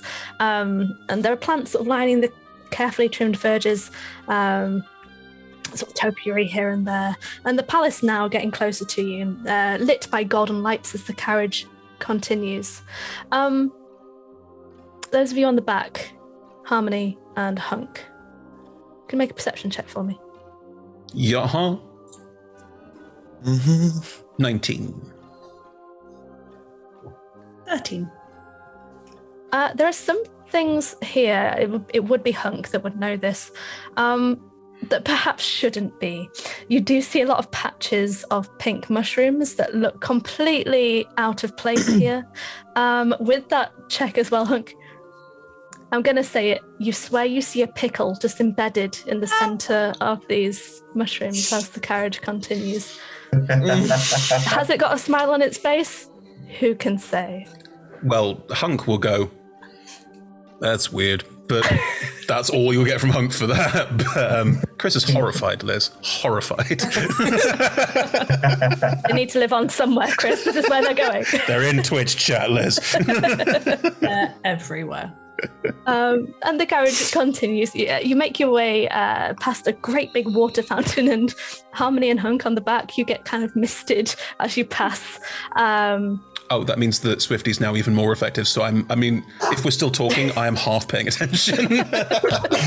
I also have a shield, so you are a very shiny, polished shield. So you are. And the stained glass. I am doing my best to listen to my friend and have a conversation, but the eye keeps getting drawn. Actually, as the carriage pulls in, Harmony has told you everything. No, don't do this to me, Rebecca. That is not happening. Finally told the story. I will roll a perception check to hear it. No, she doesn't. She is not going to do that as we walk into a battle. That is for another day. And all of you in the carriage and those on the back, you can see that you are drawing closer to this prominent building. Not as tall as the Temple of the Raven Queen, where you've been before, but much more delicate and opulent in its design. The walls are made of a light stone with beautiful columns and archways. There is a grand sort of set of stained glass windows that have got a big sort of letter B, crafted into it, not an actual little B. You're right, Chris. Got a B. Yeah. But you also see the grand entrance and a line of very well-dressed, very snazzy-looking nobles, all sort of talking to each other. And by this entrance, there's a guard wearing a mask. You notice all these people do have masks on, but the guards, they are wearing wolven masks of wolves and foxes. They're dressed in what looks like decorative armor, not so much practical. And the carriage, Cuthbert brings the carriage to a stop, and the Fakees go, oh, I suppose it's time. Look snazzy, Eurisha, darling. And they begin to make their way out of the carriage. Or follow. Okay. Avec les masks. Yes, are you putting your masks on? Yeah, of course. Yeah. So cool, you join the queue. The Fakees make small talk with the people in front of them, and the line gradually shortens as you near the guards on the front. How long does the line take? How long would you like the line to take? Short rest. Something. I'll say roll a d6, and on odds, you get a short rest if you want to spend. Oh, no, I minutes. just want 10 minutes to ritually cast. Oh, I want a short rest. I rolled a 5 though. Okay. Nice. In which case, yes, you could all take a long rest if you short rest if you Long wanted rest. to. It's a long queue. Rest, no. And Heimlich, what would you like to ritually cast? I mean, I will forego the rest, and if I could ritually cast 2 things, I'll cast Rary's telepathic bond just before we get in, because that lasts for an hour, so we can all speak to each other psychically. Nice. And I'd like to, just in my hand, I'll be burning a little bit of incense. I'd like to cast divination. Oh, okay. And I want to ask the Raven Queen a question. Okay. Just tell me what divination does. Sorry, I've not seen it before. So, where are we? 4 levels. That's 3rd level. So, your magic and an offering, you put you in contact with a god or a god's servant. You ask a single question concerning a specific goal, event, or activity to occur within 7 days. The GM offers a truthful reply. The reply might be a short phrase, cryptic rhyme, or an omen. The spell doesn't take into account any possible circumstances that might change the outcome, such as creating of additional spells, casting of additional spells, or loss and gain of a companion. Cool. And then if I cast it more, it gets trickier. Cool.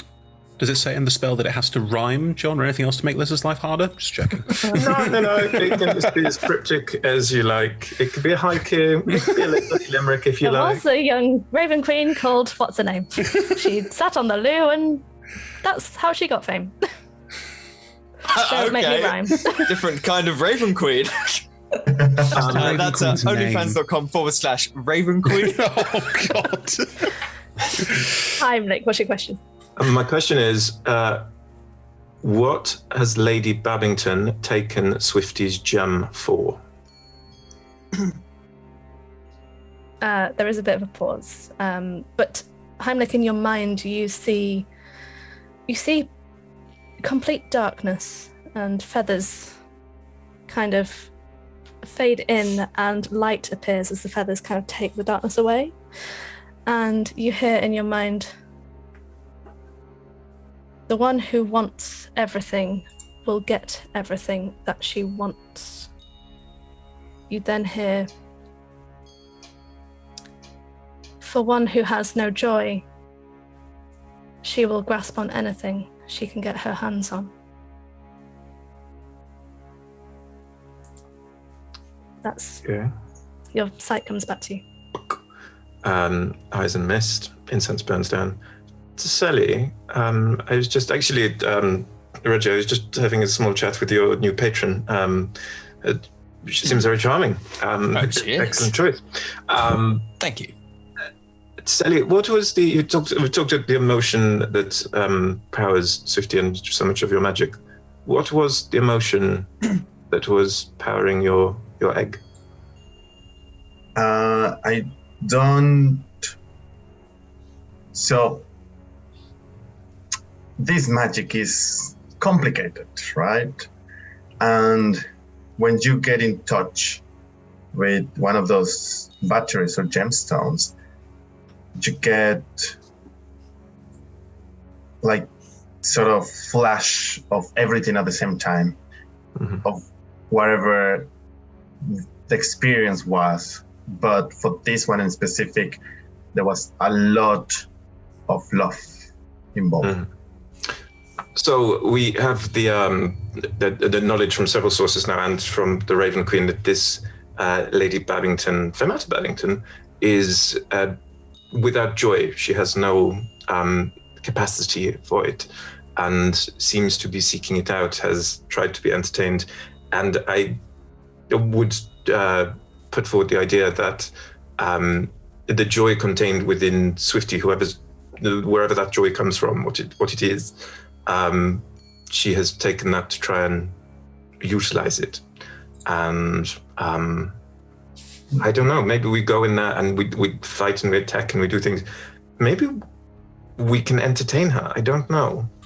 I'm good at entertaining. I mean, it feels like, guys, we're pretty damn good at entertaining. We do it. I mean, And murder as well, just gesturing up to the top of the carriage. Sorry, to Harmony and the queue. But some people like it. But Harmony kills people in the most beautiful ways. It is. I find it hugely entertaining to watch. I do also sing. Yeah, but mostly killing. You will die right now. I mean, in the choir, she is support, but as in battle, she is prime soloist. You Extraordinary. just called altos support. I will fight you. Pardon? You just called altos support. I will fight you. Yes, that's exactly what it is, Harmony. Harmony Your decapitates whole Reggie. vibe is affecting the harmony. That's a shame. You were there to support the melody. You know me, I'm always in favor of trying to solve things peacefully over, Decapitating Reggie. Yeah. I mean, in Reggie's case, no, even with Reggie. I think if there is a way to stop this from happening that doesn't involve lots and lots and lots of killing, that would be ideal. But in the same vein, let's not kid ourselves here. She has killed the guy that used to run this place. She's teleporting bits of all of the worlds here, causing lots of damage and stuff. I'd love to try and talk. Yeah. Split up a young family of a green rat and an elderly lady who sells potions, which that too, yeah. It's not a problem for myself. He must die. As the rat nods. Yeah, that too. I'm just saying, like, I'd love to try and talk this out, but we may need to resort to Harmony's methods to, like, it is absolutely plan B, but we don't know what this cadence does. We do not know, we could draw our weapons and instruments, and then Harmony could instantly be turned into a pile of flumps. We don't know how it works, and I worry about that. It feels there is a lot at work here. And frankly, without Harmony, we are fucked. Guys, I love you all, but... I mean, I could try and contain it, the machine. If it's small enough, I could try and fit it in one of those floaty orb things. I can try to spoil it or to make it stop. Revert it even. I mean, if you could make it smaller and if it's big and I can then fit it into a ball, then like nothing goes through that ball. Magic doesn't go through that ball. And we also know from the in the shop when I was communing that it is her necklace that is the key to the control of it. So if we are able to procure a purloin nut from her somehow, we may be able to take this machine out of play. But it is... Let's just hope she likes shoes. Well, this is, Reginald, your key to every door is a heel. And with that, the line has depleted. The Flaquets have been recognised. Lady Magistracia Flaquet says, "Oh yes, and they're with me," pointing to you lot. You are asked what honorifics you wish to be referred to. If may I? So Cecily goes steps up front and says, he bows and points to Hermione again. This is Harmony, the tempering finale. This is Heimlich, the weaver of cacophonies. This is Hunk, the visage adagio. This is Reggie, the endless requiem. Myself, Cecily, the fluttering dissonance. And this little fella is Opulence.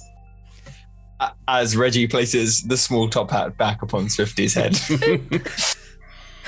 That's beautiful. Cool. Thank you. That was gorgeous. You'll have to send me those, Ali. They were lovely. And looking into the entrance hall, just as the guards are about to let you pass, you do catch a group of what look to be the other house guards moving forwards to what looks to be another room quite a way away. They're led by a captain, and they all again have fox masks and wolf masks on. You see in the captain's hand a small black stone, very similar to what Hunk has just refashioned on top of Swifty. His hand is gloved, and he appears to put it into his top breast pocket. He kind of cricks his neck, and you see his long, floating silver yellow hair kind of extend down his back as he removes his mask and kind of looks around in a sort of Pantene L'Oreal advert fashion. And Harmony, you recognize his face. This is the face of the person that you held when the one that they loved disappeared as they cried. You see Alcus. And that's where we're going to stop for today.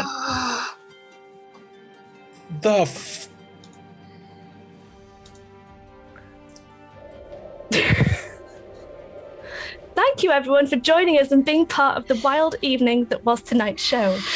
If you enjoyed tonight, thank you for watching.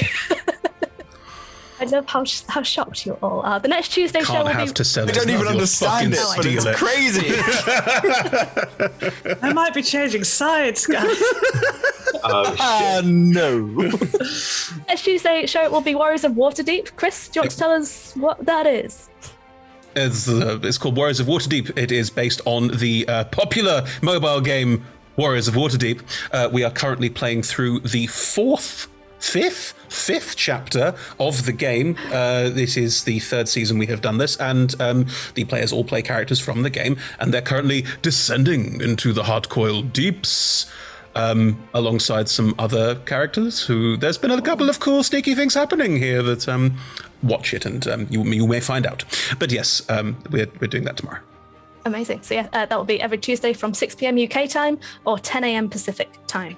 We will be playing every other Monday. So in the in-between weeks, Noir will be DMing Into the Sunset, which sees a group of adventurers go from quite low level to quite high level and beyond. Yeah.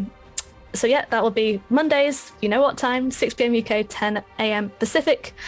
We will be showing not next week, but the week after. Same time on Fridays, we have Talk Together, our chat show where we interview our players, DMs, and other TTRPG industry voices. All of our shows are streamed at twitch.tv/rolltogetherrpg, and you can find all of our content archived at youtube.com/rolltogetherrpg. There's also podcast versions of the show available everywhere. Just search for us Roll Together RPG. Massive thank you again to our D20 Club on Patreon. There will be a link in chat now. Do join them. Every penny helps us make the content that we do. They set up so many things for us. We have a fandom wiki and we also have a fan Discord. You can catch some of us on the Discord, so feel free to join that. We also like to top up the wiki with backstories and things, so feel free to hop on there also.